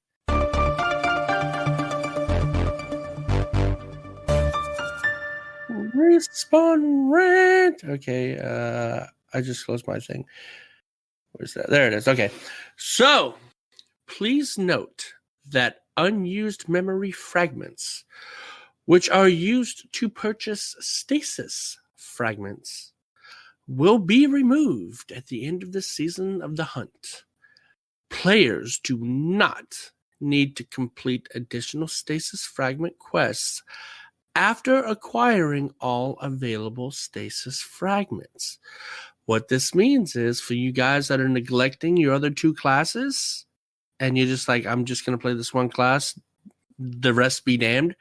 Well, at the end of the season, if you haven't gotten all of those stasis fragments, you never will. No, I'm sure they'll put it in a kiosk that you can go and collect it from. Yeah, okay. So, what Respawn's telling you about is the stasis fragments. Is there 6 or 8 to collect to start off with? I don't know how many is there to collect off. I only have 6 right now. 6. I don't know what the max is. I think it's 6. So I got 2 last week. Yeah. So what Respawn's telling you about is the fragments. So these are the things that you can get from doing the 2 quests each week on your whole account from the Exo Stranger. And what I found out is that on the first week, I picked up 2 quests to do in the Vanguard Strikes, and I completed one, and I hadn't completed the second one. The following week, what happened was I then completed them on my Titan. I picked up the Vanguard Strikes because I found them to be the easiest ones. And then this week, again, picked them up on my Titan, and then found that I'd left the other one on my Hunter for the last 3 weeks, completed that. So I've now got the full 6 fragments in total. So what you can do is you can pick up the same bounties or whatever they are, quests from the Exo Stranger each week, and then just complete them as and when, and they'll be unlocked across your whole account for all your characters. So I thought that was quite interesting. You don't need to complete them within the first week. They can be the same steps as well. So I think I had one that I had to go and get crystals. I had to go and get high value targets with stasis, and I had to get auto rifle kills or something. And it was repeated again from the one that was still on my Hunter. So you can just leave them on your characters and complete them as and when, but you only get 2 per week. Yeah. But at the end of the season, if you didn't spend them, they are going away. It's like those jobs that have sick days, and if you don't use them, you lose them. This is the same thing, except instead of a sick day, it gives you new and interesting ways of killing things. So, and with that, you only get 2 aspects, which are part of the quests for each character, and they are different aspects for each class. Mm-hmm. So you've got to cut 6 in total, but then there are 6 fragments in total across your whole account to collect from the Exo Stranger. So if you've done it for the last 3 weeks, you're done. Speaking of done, when update 3.0.1 releases on the December 8th, Xbox Series X-Ray Sierra and PlayStation 5 users will need to download the full-size game regardless if they've been playing SN2 since Beyond Light's launch. Since we already said that, go ahead and take a drink anyway. Mm-hmm. Yes, and I did say lunch. No, I said lunch. I think I also did too. Not sure. No, you said lunch.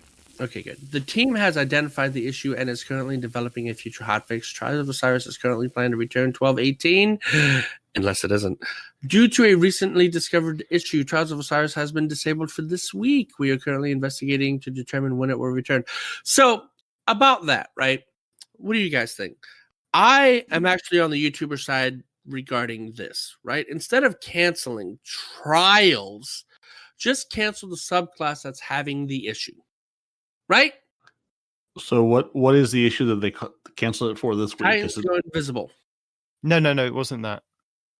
That was that was another. That was a different thing.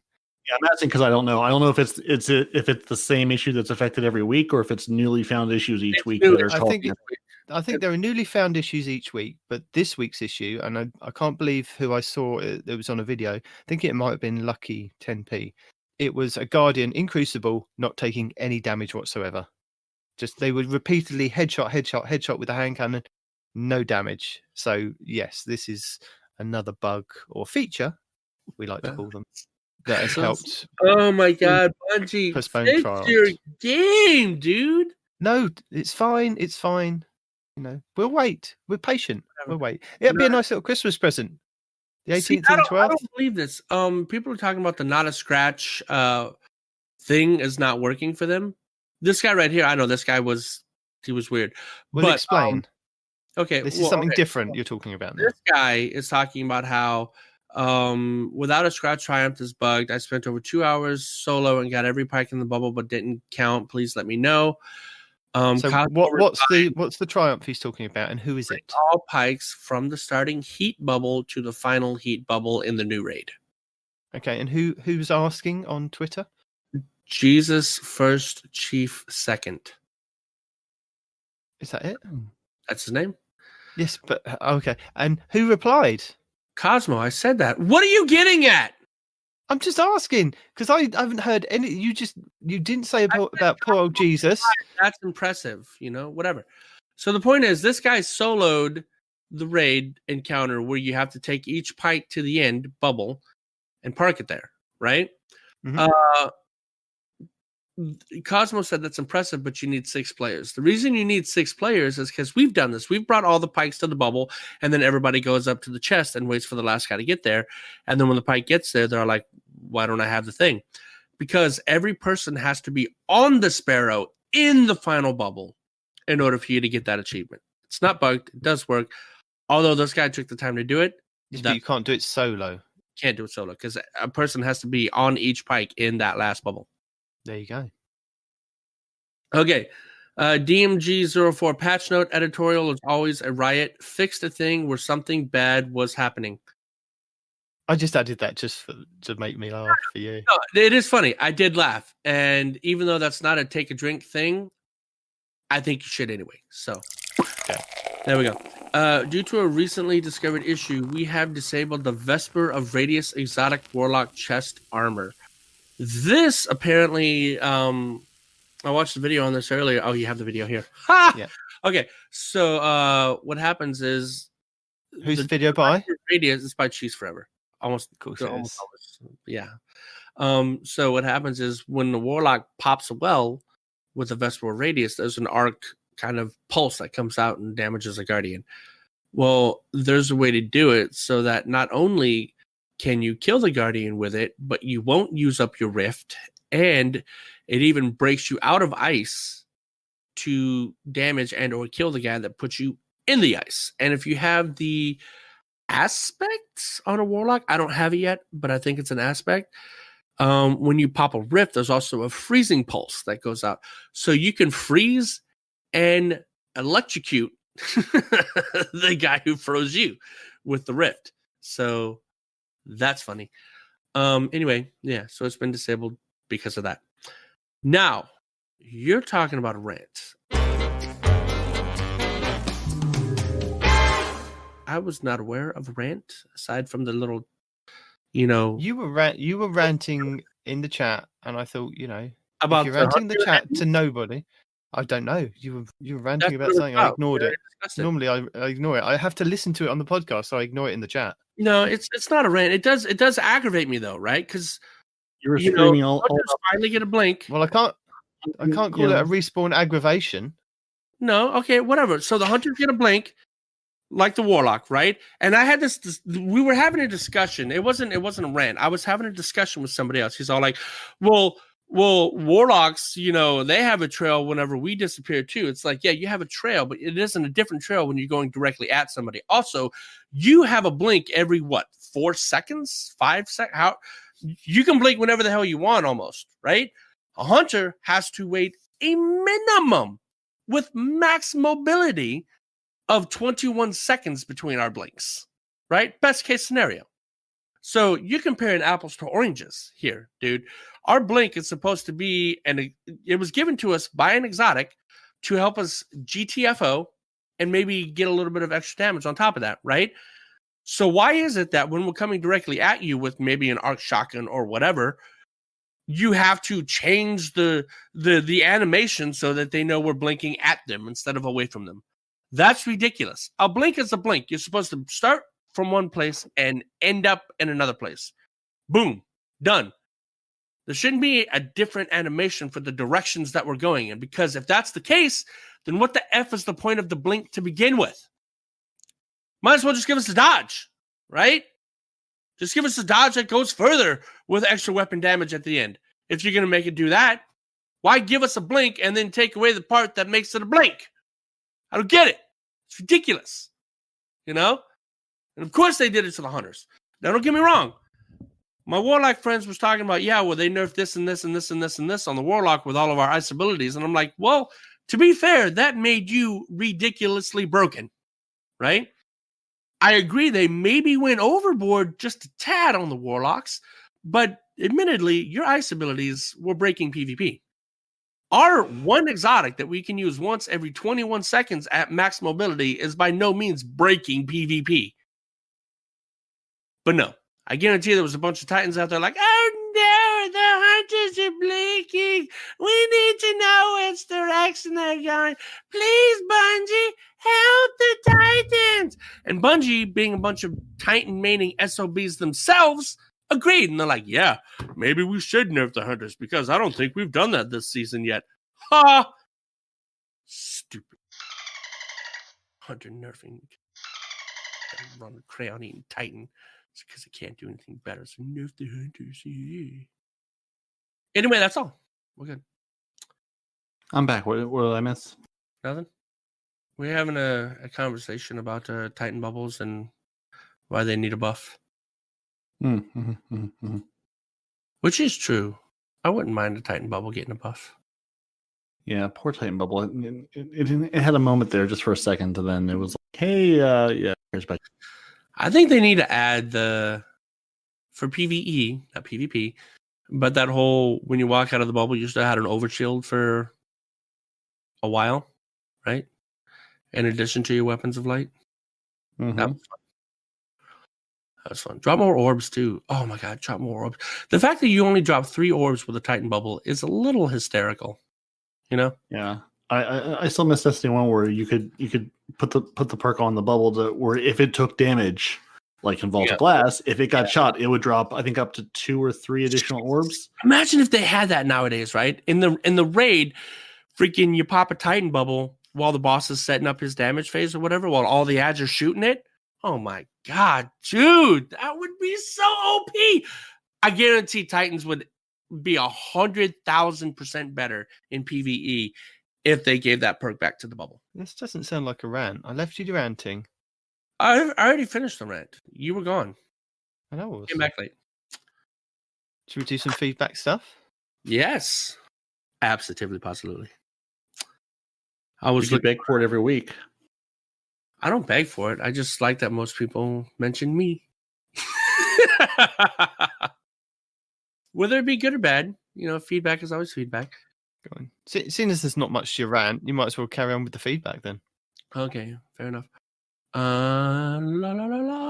This is from Martin Devonshire. That is a hell of a name, sir. Good for you. Click the thing. Thank you. Just wanted to say thank you for the best Destiny podcast out there. I agree. You guys are entertaining and informative. I still agree.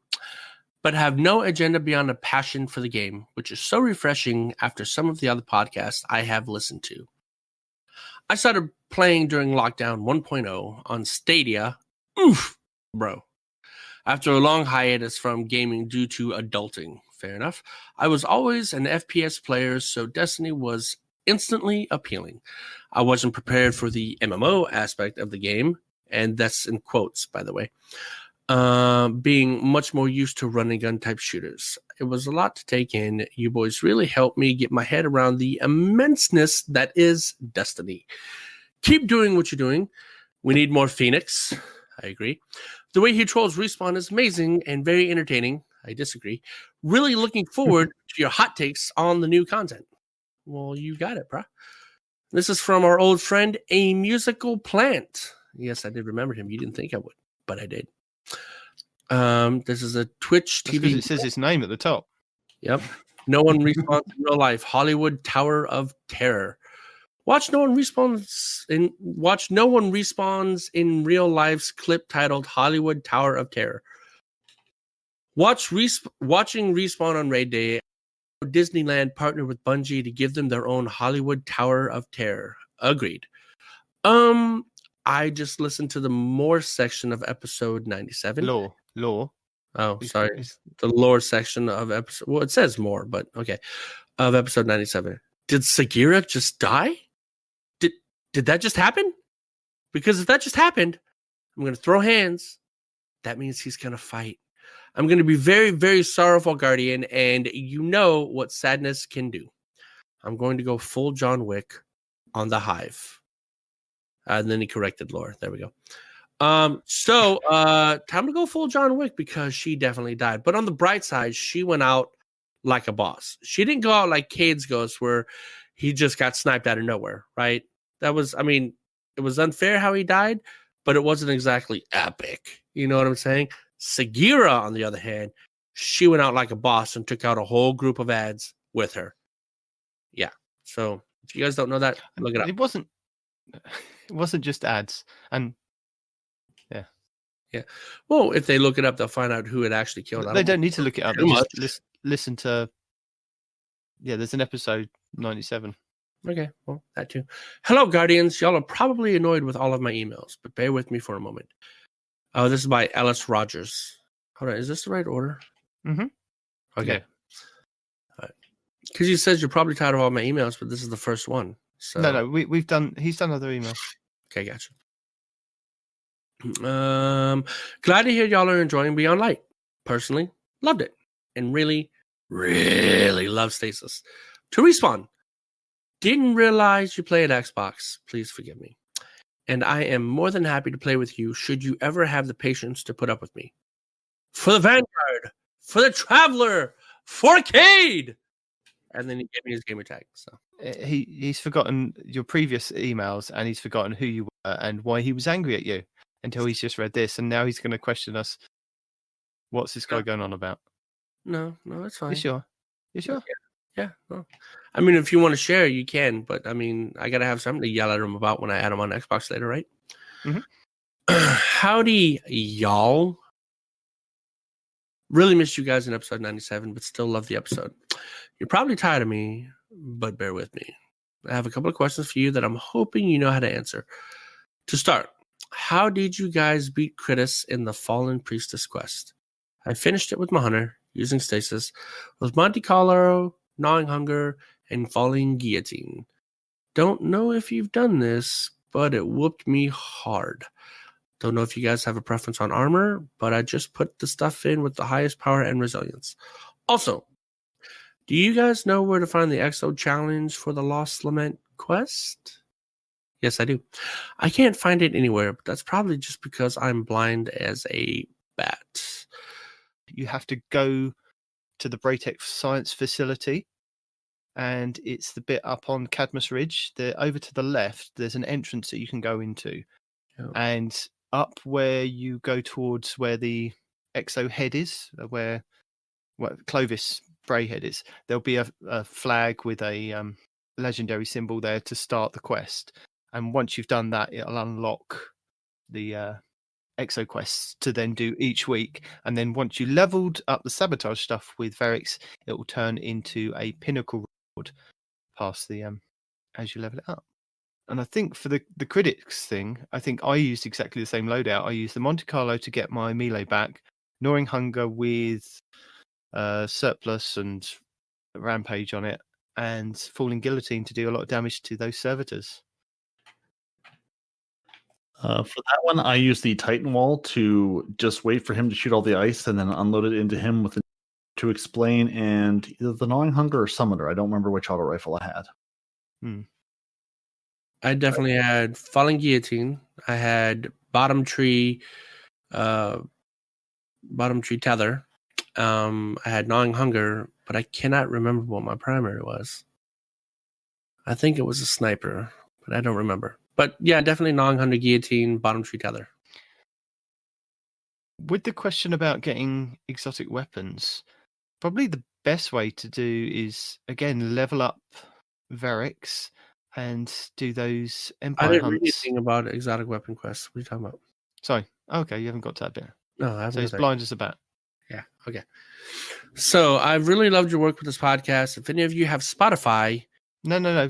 About this, on the first one that you read, just below where he asked about the Lost Lament, because he's blind as a bat. And then he's okay. I've been trying to find as many exotic weapons as possible, and I'm not very good at it. What is the best way to get exotics without purchasing them from the kiosk? Well, the old ones that are in the kiosk are there because I don't think you can get the ones in the kiosk anymore, right? Isn't that the whole point of them being there? Yeah. They put them because those activities are gone out of the game. Yeah, exactly. So if you're talking about weapons that are in the kiosk, how to get them, otherwise you can't. That's why they're there. But the newer exotics, honestly speaking, YouTube videos, right? No, but how to get them? He wants to get them. So He said I'm trying to find as many weapons as possible. I think he's trying to get them. So probably the best way to do it is play, if you can get to do the 12-20 Nightfalls, because they have a small chance at dropping an exotic at the end from the final chest, although you can get infusion materials like the shards and the golf balls. On the rarest occasion, you do get an exotic to drop. Mm-hmm. Apart from that, visit Zer each week. He turns up on a Friday and he's here all weekend. He will bring one exotic weapon and exotics, class items and not class, exotic armor pieces. And then if you can get those little hexagon things, what are they called? The exotic ciphers. Yeah. If you can get an exotic cipher, there is one on your free track for the season pass. Zer also has a quest each week that you can then do to get another exotic cipher. And what that will give you is you can buy I think it's 97 shards, isn't it? You can buy a fated engram. Yep. Fated engram from him. But if you have these hexagon things, it gives you another chance at getting another engram from him. Exotic cipher. You can get 2 engrams from him each week. So you do have a chance of getting more exotics that way. If you don't want to purchase them, just play the game and they will drop. Yeah. The thing about the Fated Engram is it gives you a guaranteed weapon or armor that you do not have for that character yet. Guaranteed. So if you have every piece of armor for that character, but you're missing some weapons that are not in the kiosk, then it will guaranteed give you an exotic weapon from the Fated Engram. Full stop. Mm-hmm. So, next one. I really loved your work with this podcast. If any of you have Spotify, you know how to gay the Wrapped 2020. I'm not sure what he means by that. Yeah. So Spotify does a like Unwrapped 2020. Basically, each year they tell you like where you spent the most time with, what you engage with most, like what artists you listen to the most. Oh, okay. So it's sort of like a year-end roundup. I looked at it and saw you guys were my top podcast with over 4,500 minutes. Jiminy Christmas. Listening to just 6 episodes over and over and over. We have 97 episodes, dude. Expand your horizon, right? That's not even all of my listening minutes. I've always had a fan dream to get on your podcast, but that's probably a request that comes up a lot with you guys. So don't stress over it because of this. Actually, we get some requests, but not a lot. A lot of the time, they just get on the Discord and crash the podcast. So if you want to do that, just contact Respawn. Yeah, absolutely. I'm gonna add them on. He lets anybody in, so I can not anybody, just do. Pretty much anybody. Also, I had to say sorry, Respawn, but I couldn't stop laughing when your 2 Titan pals left you when you were going over next week in Destiny. Sorry, but had to say it. Please don't take this the wrong way. I love your show and always will, but what podcast do you recommend for finding more Destiny 2 lore? I love you guys and ARF. Sorry if I spelled that wrong, but I just can't get enough of it. It's probably not healthy, but it's so good. I don't know. As far as podcasts go, I don't know a good podcast. Don't ask him. Guardians of Lore is one. And is that a podcast? I thought that was just a group. I can't. Well, I was also going to look up. See, this is where I wish I had ARF here to tell me these things. Yeah, so definitely Guardians of Lore. Look those guys up. If they have a podcast, definitely them, because that's who ARF communicates with predominantly. So look up Guardians of Lore. Not ARF. Green Eye Music Lover. There's another name I'm blanking on, but basically hook into that group and they will, you can play the game of follow the links, and there's lots of lore there and lots of storytelling there. Or, just check out Mylan Games, or obviously My Name is Bife lore is in terms of Destiny videos. You can, put them on the background, listen to them as audio. They become podcasts, and there you go. Colin Stanton. Question for the show. Wait. Award-winning Colin Stanton. Okay, here we go. No, I didn't finish this one yet. If y'all want to find me, all 3 of you, I'm on Xbox, and you can find me under insert gamer tag here. Can't wait for episode 98, and wish y'all luck and good fortune. May the force be with you, Ellis Rogers, and also with you. Until I remember why I'm mad at you. I think, isn't that the guy that said he'd give us a higher rating if it wasn't me on the show? No, that wasn't him.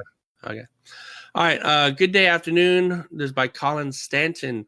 Good day, gentlemen. Hope all of you are well. Was wondering, with Beyond Light being a few weeks old, what new weapons that has come with the DLC do each of you like?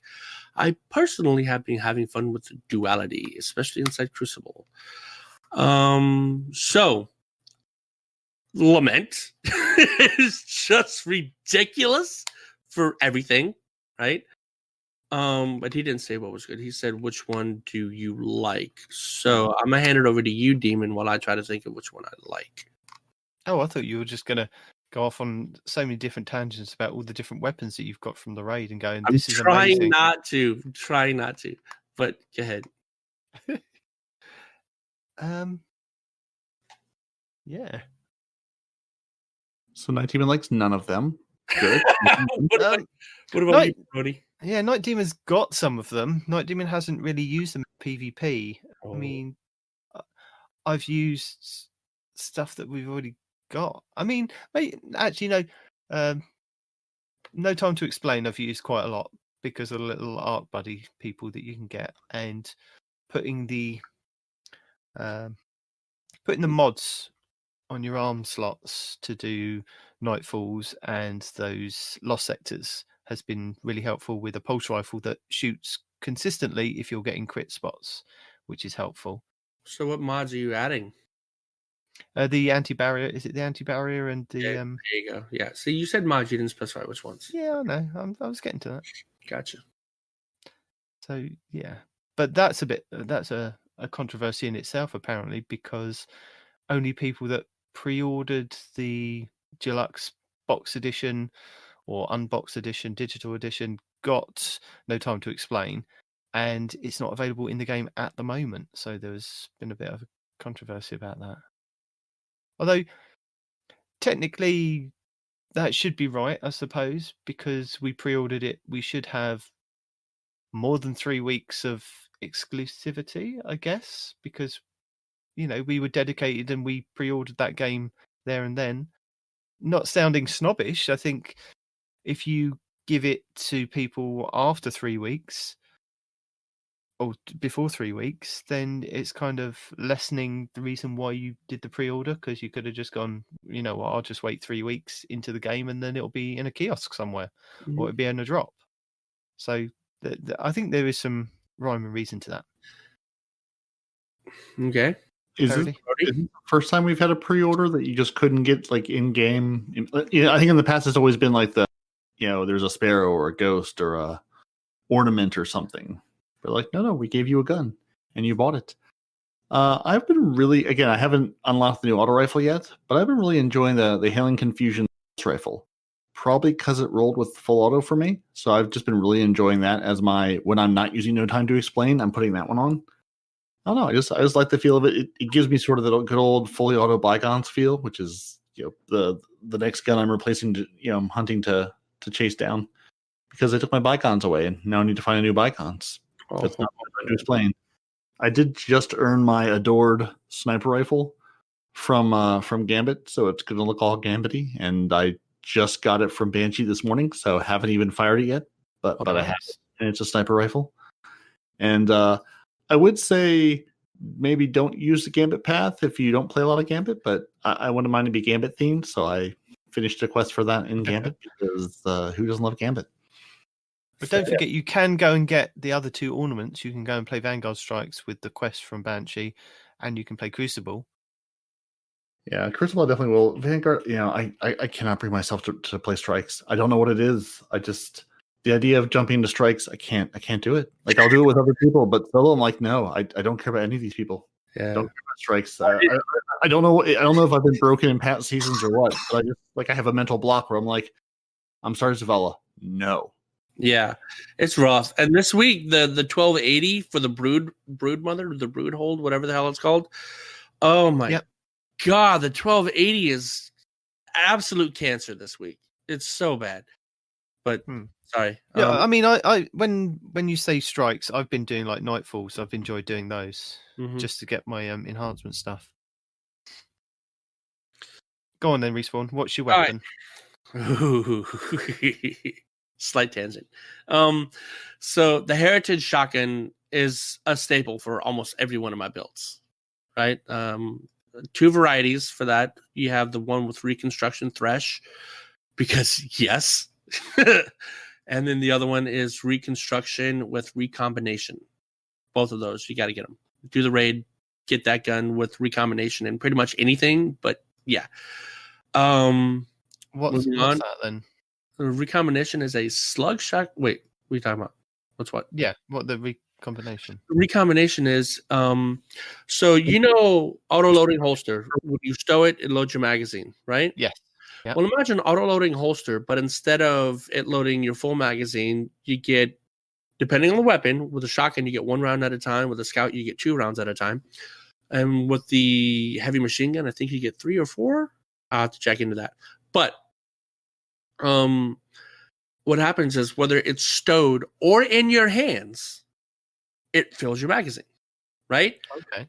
But it doesn't just fill your magazine. It fills your magazine up to double capacity of your magazine, which is why my slug high impact shotgun has 14 rounds in the magazine. Nice. Instead of 6, right? Yeah. So definitely same perk, but on this trusty scout rifle, again, Reconstruction with Redirection. Redirection is kind of cool. So as you hit, not kill, as you hit red bar enemies, you stack up stacks of Reconstruction up to 20. And when you hit a powerful enemy, whether it's a more powerful red bar or a yellow bar or a boss or whatever, 5 of those rounds kind of combine, let's say. Right. So can you kill 5 red bars to get the stack? Every shot to double your damage for the first 4 shots. So 5, 10, 15, 20. Your first 4 shots, if you have 20 stacks, do double damage on whatever you're hitting. And that also includes double crit damage if you're hitting crits. So can you kill the red bars to get the stacks? You could, yeah. You'd be hitting them. So you can kill or just hit, right? So I can tag this one red bar 2 or 3 times and then go to a boss, right? So you can just hit them. You don't even have to kill them. That's why it's good. You know, you gain stacks even just for hitting. So that being said, like I said, 20 stacks equates to 4 powerful shots on a powerful enemy. So that's a really good scout rifle. Big fan of it. Arctic Haze auto rifle. I said that earlier in the podcast. Get it. Get a Thresh roll. Whether you have Thresh and Mulligan, Thresh and freaking what's the other one? Killing Wind, or Thresh and Subsistence. It is a phenomenal gun. It already comes with like a 50-round magazine for an auto rifle. It is a 720. 720. So yeah. 720 RPM, 50-round magazine minimum, with Thresh or paired with Mulligan, Killing Wind, or Subsistence makes it a very deadly auto rifle, which gives you a ton of your super back. So it's much like the Misfit that we had for Forsaken, or before that the Valkadin. Yeah, but the Hollowed Earth from Dead Orbit. So it's a very fast-firing auto rifle in the energy slot. Yeah, and I recommend those ones. I really did like them. I didn't like the Misfit as much, but 720s are really nice. And for the heavy, of course, the Lament. But for my Titan friends out there, and there's like one of you, so you know who I'm talking to. Me or you? So which one was the favorite? I'm not gonna. It's gonna be me. If you guys, right. No, we don't fight each other. We just fight hunters. I'll give him a clue. He's on my raid team. Anyway, that's me then. Yeah, okay. So, as you guys know, we're getting 7 Seraph weapons again.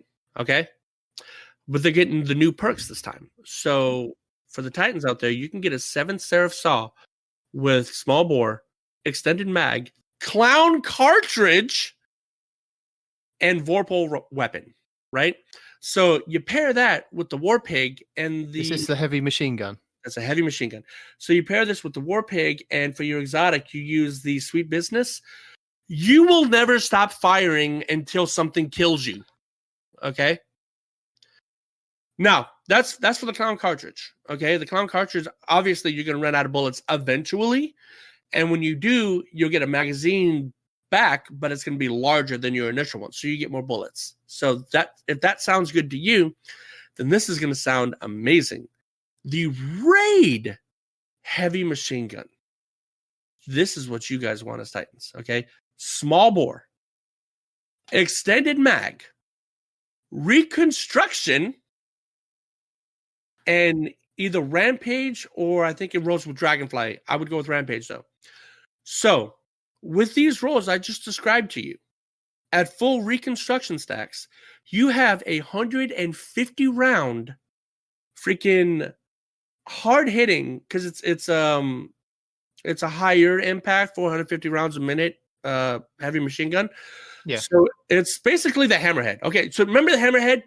It's that with slightly less good stats, right? It's very, very comparable to the Hammerhead. So you have 150 rounds in your magazine paired with the Actium War Rig. Well, what do you want? I want information on what this thing is. I told you, it's the heavy machine gun from the Raid. It's called the Commemoration. Can you get it from any encounter? Yes, I believe. I've never studied which encounters drop what. I've just gotten it from some of them. But if you do all the encounters, you in the Raid do the damn encounters. And the auto rifle that you were talking about, that's from Verix, isn't it? So that's from Verix, yes. He has a second page. Once you've unlocked the sabotage missions so far, or you've completed missions with him so far, on his second page, you can purchase through those little orbs from killing people on Europa a bounty to do auto rifles. You can go and do that, can't you? You can. Lots of killing on Europa. But I don't think Parody quite grasped the situation that I'm presenting to him. Okay, so this machine gun with 150 rounds and the War Pig, and every 4 seconds, reconstruction is also filling the bag. You have War Pig filling the bag. You have reconstruction filling the bag. It is high damage. It is high stability. It is high accuracy, high range. High chance of running out of heavy ammo. Yeah. Especially in PvP. Yeah. No, PvP definitely you're gonna run out of heavy ammo, which is why I said pair it with the primary you love so much, the Sweet Business, right? That's the one. Got it. Found it. Good job. So, but in PvE, it's a monster. It is, dude. Yes. When I have to play the Titan, either for raid day or whatever, for raids, whenever I want to get the drops on the Titan, or when I'm using the Titan to level up my other characters, that is what I run. War Pig, Sweet Business, Commemoration. I am invincible. You don't just have a wall of bullets. You have 2 walls of all the bullets. It's insane, man. It is insane. You don't have to explain to us how walls of bullets work. We invented walls of bullets. And I think I just improved on it with this heavy weapon with reconstruction. Oh my God, dude, reconstruction is so good. So Colin, what we're getting from this is that you have to go and do the raid to get some of these nice shiny new weapons. The majority of the ones that Respawn's talking about, anyway. The auto rifle you can get from Verix, and that's a very good start. Also, in addition to the auto rifle, you can get the scout rifle from the Crow, and I think World Drops called Royal Chase. And that'll come with full auto trigger and Thresh. Not bad for a Void Scout. And then you can get the Pulse, the Stars one. Stars and Shadow, I think it is. Stars and something. And that can roll with Thresh too. So if you get that with full auto Thresh, that would be good too. So yeah. Lots of Thresh weapons out there. You have Thresh swords, Thresh heavy weapons, Thresh grenade launchers, Thresh rocket launchers. A lot of things have Thresh. So a lot of Lots of Thresh. Love me some Thresh. One weapon that I was quite interested in getting, because a lot of people were talking about, is the Bone Chiller, which is the shotgun that you can get from Verix and just doing stuff on Europa. And again, it's a slug shotgun, isn't it? And I think it can roll with a slide shot. So when you're sliding into people or sliding, it It does stability and handling, which is quite nice. But it can also roll with opening shot, which is meant to be really good for slug shotguns. I have got one that has got opening shot and dual loader, so reloads 2 shells at a time, but reduces the reload speed. That's not good unless you're a warlock. It's not Well, good unless you're a warlock. sliding titans with stasis, if I slide into that ice wall and then get opening shot on you, reload, and I've got 2 in the magazine for the next person coming But around your the corner. reload is so slow. That's the thing. So unless you're a warlock, Yeah. Fuzzco No, broke just- it down for me because I was For the raid, yes, but for other activities, it's No, nice. in general, Fuzz broke it down. He I forgot everything he said, but it boils down to if you were a warlock using that, it increases overall DPS by like some percentage. Yeah, no, but you're talking about raid. But I'm talking about like sliding around in PvP in the Crucible. When you're sliding around and you pick up ammo, you can reload and get 2 slug shotguns in the magazine, which is really nice, especially because it's a slug shotgun.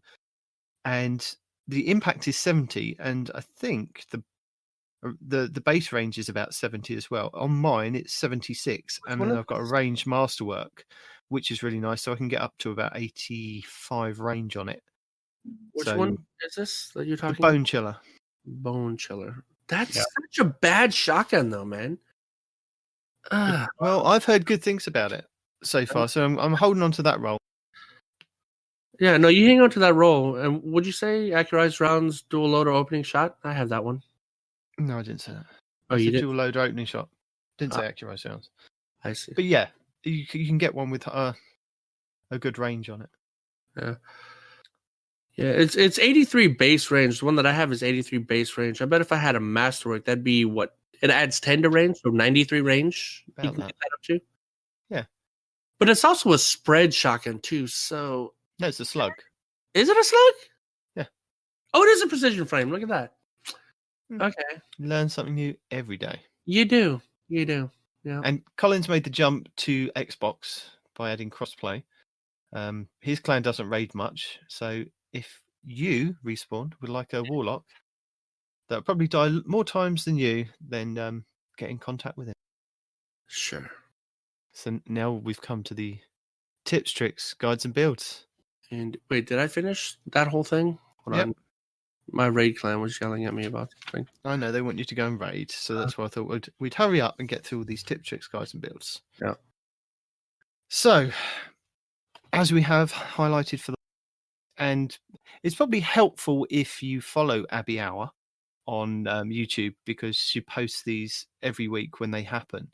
But just to reiterate, the Braytech Exoscience scan location for this week, it's in the Exo scan things, so that you go and kill the dudes, pick up the yellow. Tell them how to kill the dudes because they're immune unless you do one very specific thing.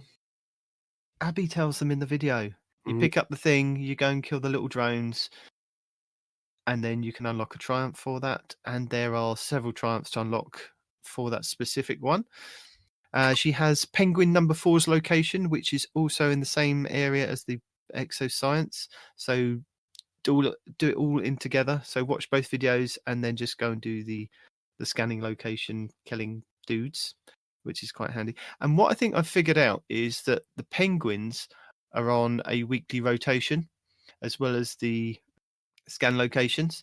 So if you've missed like 1 to 4 so far, if you follow Abby Hour, she'll post like 5 next week when she does them on just after reset and the scan location. And then you'll be able to catch up and do 1, 2, 3, and 4 as and when they kind of reappear in the rotation. Because I think it was Andy that was with me a couple of weeks ago. The penguin should be there, and he's like, no, it's definitely not there on my screen. So I think these things are just weekly that they rotate. So if you are interested in getting those triumphs, don't worry, they should rotate round.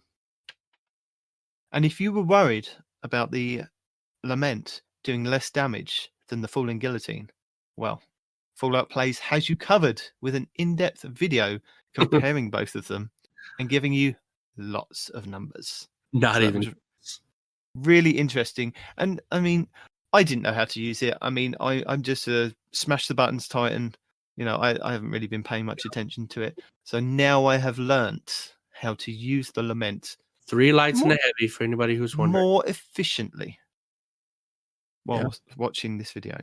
Mm-hmm. So those ones.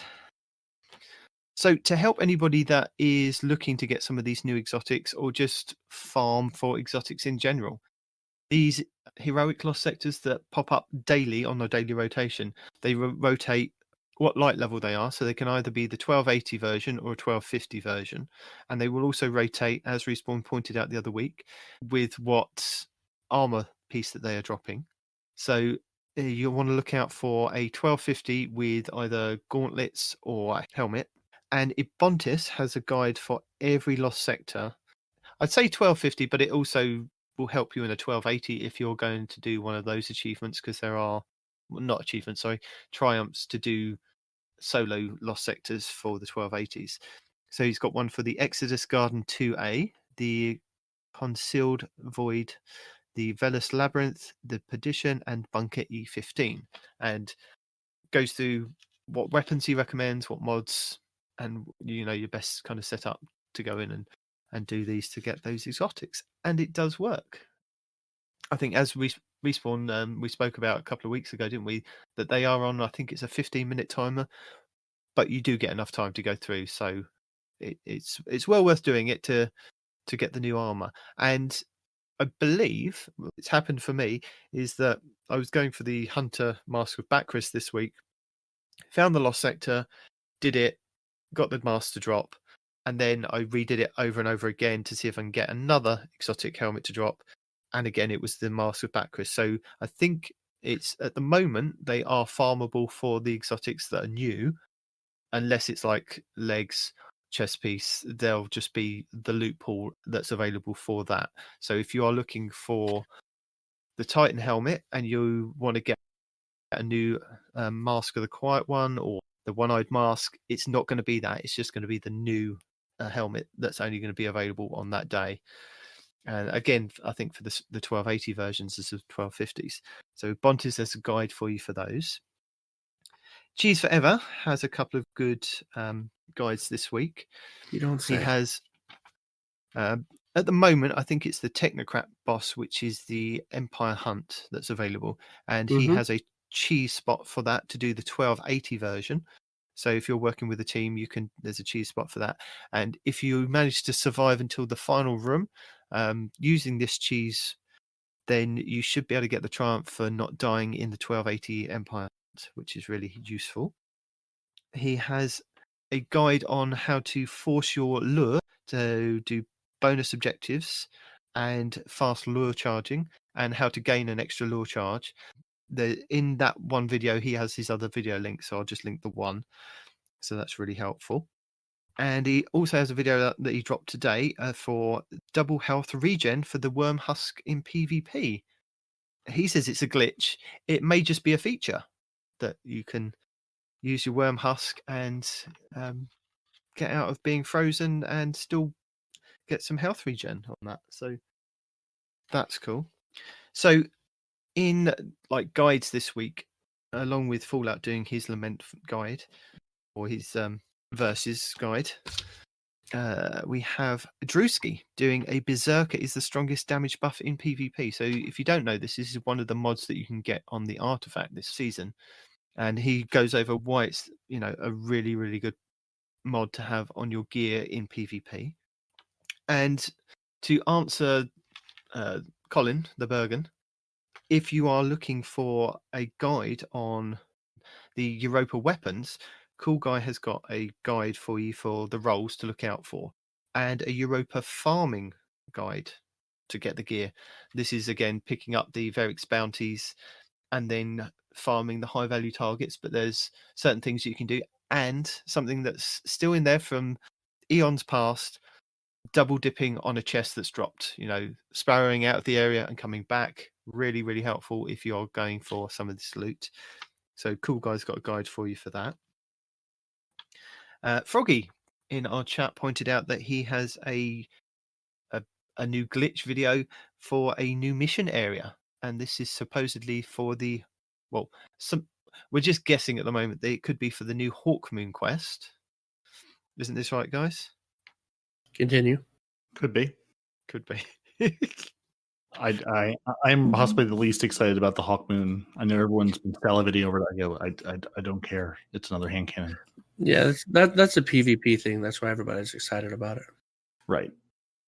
And if you were just as confused as us, what fragments and aspects that are available at the moment for your different classes and your characters, then Cool Guy also has a Stasis in-depth guide for you, going over the fragments and the aspects and the builds for all 3 classes. So that was really helpful to see and understand.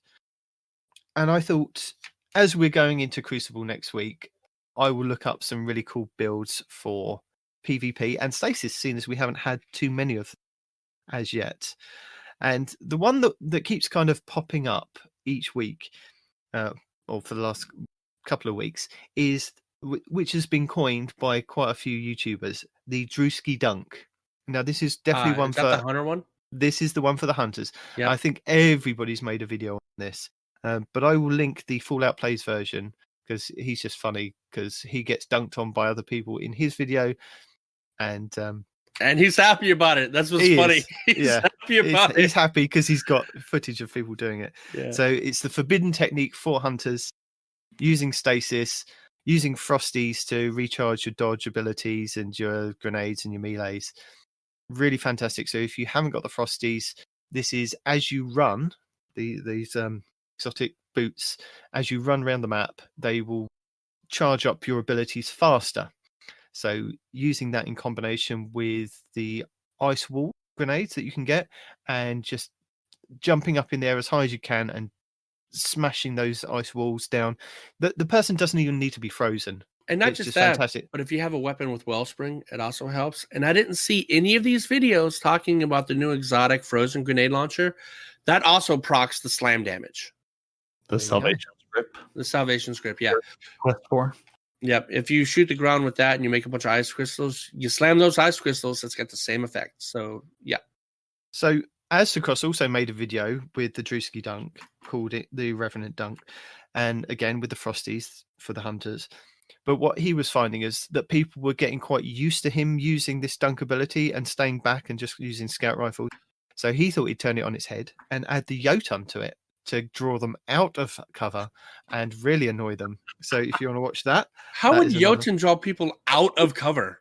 That would make me because they get even fed more. up with being fusion rifled from distance. They'd come out to try and kill him, which he can then use his dunk. So yeah. And something that I found in PvP this week, and I've only played a little bit, I haven't played that many matches. Last Word and the Crimson, I'm getting destroyed by both. Oh yeah. And Aztecross has made a video again reviewing them in PvP because they've been updated. He does make an apology for the Last Word because I think he made a video at the beginning of the season saying that it got the range buff, but it hasn't. But it is still a good, it doesn't need it either. That's the thing. The Crimson did get the range buff, so you can get some really, really good damage at really good ranges with that, and he goes over his video. So Grey Gaming has a Mask of Bacchus PvP build for the hunters. So if you're interested in that, that's another good one. So first we need to get the new exotic mask, and then you can do this guide. So that's why I've left that one out there. So with that, Aztecross has done a busted Warlock PvP build. Now, I used this. This was really good. I tried this at the beginning of the week. I used some of my Masterwork stuff that I'd actually saved up. Be proud of me actually using some of this stuff that I've been hoarding. How's that? He was using the Claws of Ahamkara, which give you 2 melees with the Stasis subclass. And he was using last season's sidearm, the whatchamacallit? The exotic one? Yeah. Traveler's Chosen. Traveler's Chosen, that was it. So when you get a kill with Traveler's Chosen in PvP, it counts for roughly about a stack of 3 kills in what would be PvE. So you'd have to get the equivalent of 3 kills in PvE to get the same for 1 Guardian kill in PvP. So this regenerates your abilities. So your melee, your grenade, and your class ability when you proc it to after a reload. So he was using this with the Warlock's shatter staff thing, killing people with the shatters, which then explode, and it was just kind of a constant roll of getting melee using Traveler's Chosen. Really, really good build. So I thought this would be a good one for going into Iron Banner next week. Oh, yeah. I was going to say, I got to admit, with the legendary weapon perks in addition to the exotic weapon perks, they have really been stepping up their game. Like, I am very impressed with what their dev team is doing as far as, weapon perks go now. Now, the ice grenade launcher is an exception to that rule, but all these legendaries with Wellspring and Surplus and Thresh and Reconstruction and Redirection and Recombination, I'm very impressed by what they're doing. Yeah. And, yeah.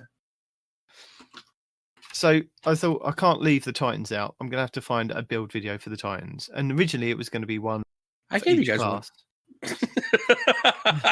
I know you did, but I didn't know you were going to bring that to the table. So Aztecross, literally, I think it was within the hour of me having a look last night when I was at work. I was thinking, I need to find something for the Titans. Put out this build for people using the Heart of Innermost Light chess piece for the Titans, and he's called it the Heart of Darkness Titan build for Stasis. If you don't know what the Heart of Innermost Light exotic chess piece is, it's if you use one ability, it will give you bonus damage on the other abilities or bonus recharge rate as well. So if you throw out a grenade, your melee will be charged to give out extra damage. If you use your barricade, that will take more damage overall, but then you get stronger grenades and you get stronger melee. So it's a good combination thing. And using some of the elements of stasis, he's turned this into a really, really good build. And I thought, I'll leave it at that. But then there was another build underneath by Diachronic, which instead of using the Heart of Innermost Light, uses the Dune Marchers, which are the exotic Titan boots. So this again pairs well with meleeing and those ice walls and smashing through the ice walls, sliding through those. Really, really good build of just charging around, punching people, as Respawn absolutely hate. So I thought I'd include that one. So there's a build where you Titans are just freaking machines of ice destruction.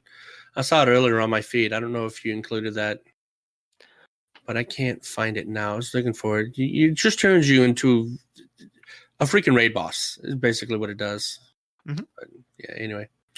And then finally, I thought, no, I'm not going to leave it at that because I am going to be biased this week. Plunder the Booty has another Titan build for you using Stasis and the Icefall Mantles. Really, really good build. And I'm just going to leave it at that. All right. Well, on that note, I think we're about done. Yeah. No, we've got another couple of hours, haven't we, Parody? Uh-huh. Yeah, okay. There's a story I have to tell that's unrelated to anything we're talking about, but I'm going to spend 15 minutes to tell the story just to keep Respawn from getting to his raid group quicker. I'm in the raid group. We're actively doing stuff already. So you ain't stopping me from anything. He checked out a long time ago. What were you telling us earlier on about? It needs to be, communication. Very important in a raid. Yeah. So maybe you should. Well, this part right here, I don't need to communicate. I can just kill ads while the other guy's in the basement. Telepathy works really well. But do the outro so I can go for real. We haven't had the story yet. I haven't said anything. No, Parody story. There's no story. Story. Damn it! I'm just teasing Respawn because I don't have a story. Oh. I just told his raid group we would be done by now if he could just stay on topic and not tell stories every 15 minutes. But here we are. But thank you for joining us. Your Titans are Parody and Night Demon. Your Hunter, raiding as he podcasts, as no one responds in real life. Your Lore Scribe, back on the mists, back on the lore, hunting out new lore for us is not ARF. You can email the show at twotitansandahunter@hotmail.com. You can find the show on Twitter at twotitans_hunter. We're on Instagram, Facebook, YouTube. Just type in Two Titans and a Hunter into something on the internet. You'll find us. If you need raid help, go check out the Guardian Hub, Guardian Downcast, or the PC Frozen Clan. And you can check out lfg.frozen.party. We're also offering raid hindrance, trials hurt, and gangling. because there's only Trials hurt, because there is no Trials. You can find all your favorite Guardians on Xbox Live, Respawn on PC, watch the show on YouTube, listen to the show on Apple Podcasts, Google Play, Spotify, and everywhere fine podcasts are sold. Thank you for writing to us. Thank you for listening. Thank you for asking us questions we struggle to answer. And until next week, guys, say goodbye. Ciao, Bella. Okay, love you, bye.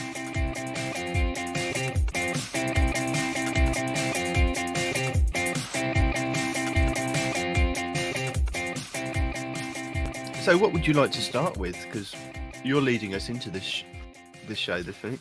Well, that's what I was just going to say. I was going to be like, awkward silence. Because last week we left you as your microphone kept cutting out.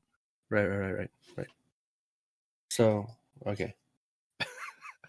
It's like an actor getting into like character here. What is No. You caught my me off guard. motivation for the scene? You caught me off guard when you said my mic was cutting out. No, but that's normal. You should be used to that. No, when I'm at home, it shouldn't be normal. No, that's not news. All right, so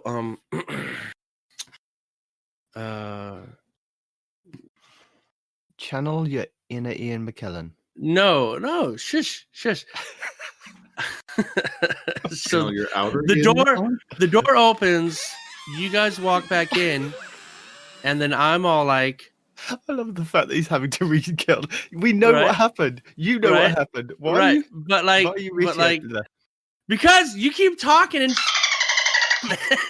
you guys just to be like, sorry about that. We DC'd there for a bit, and I'm all like, oh, because I thought you guys just left me, you know, for a whole week. I'm not sure this sketch is going to plan out. But the thing about it is, that's why it's funny. We're going to act like last week never happened, right? So when we cut out, the door slams, y'all leave. This week, the door opens, y'all step back in, and then act like you just DC'd temporarily, and now we go back on as though last week never happened. That's why it's funny in my mind. But then you'd be just reiterating stuff. No, but we read stuff from this week. No, we read stuff from this week. It'll with the viewers, and I love it. Okay. I mean, or we could just you do what you want, and we just forget comedy. I don't care. Trying to make the show entertaining. You're just like, but they need to have to read last week. No, the fact that I read this week's pretending it's last week is going to be funny. Because either I'm reading stuff in the future, or they realize it's a joke and they get caught on, or we have a whole bunch of confused listeners trying to go back and forth between this week and last week, bumping up the downloads, trying to figure out what they missed. I'm not sure that you understand how the internet works here. No, probably not. I just make it. I don't use it. The internet's hard. It is. Anyway, lead the show, Mr. Demon. Me, you're leading the show. I tried to, but you didn't like my idea. So No, we haven't gone into your idea. You were just reiterating what happened last week, and I said we know that, you know that. Just go with it. I did. So the sound effect is okay. So door opens. You don't have to say the sound effect's going to happen. We know that. You've told us. I know. You said that. You said wait for your cue. That's your cue. Door sound effect. You go. Me or him? I don't care. Both. Who cares? What do you want us to say? I don't know. To the tune of DC. Sorry about that. You're back now. I don't know. Act like you didn't actually skip out for a week.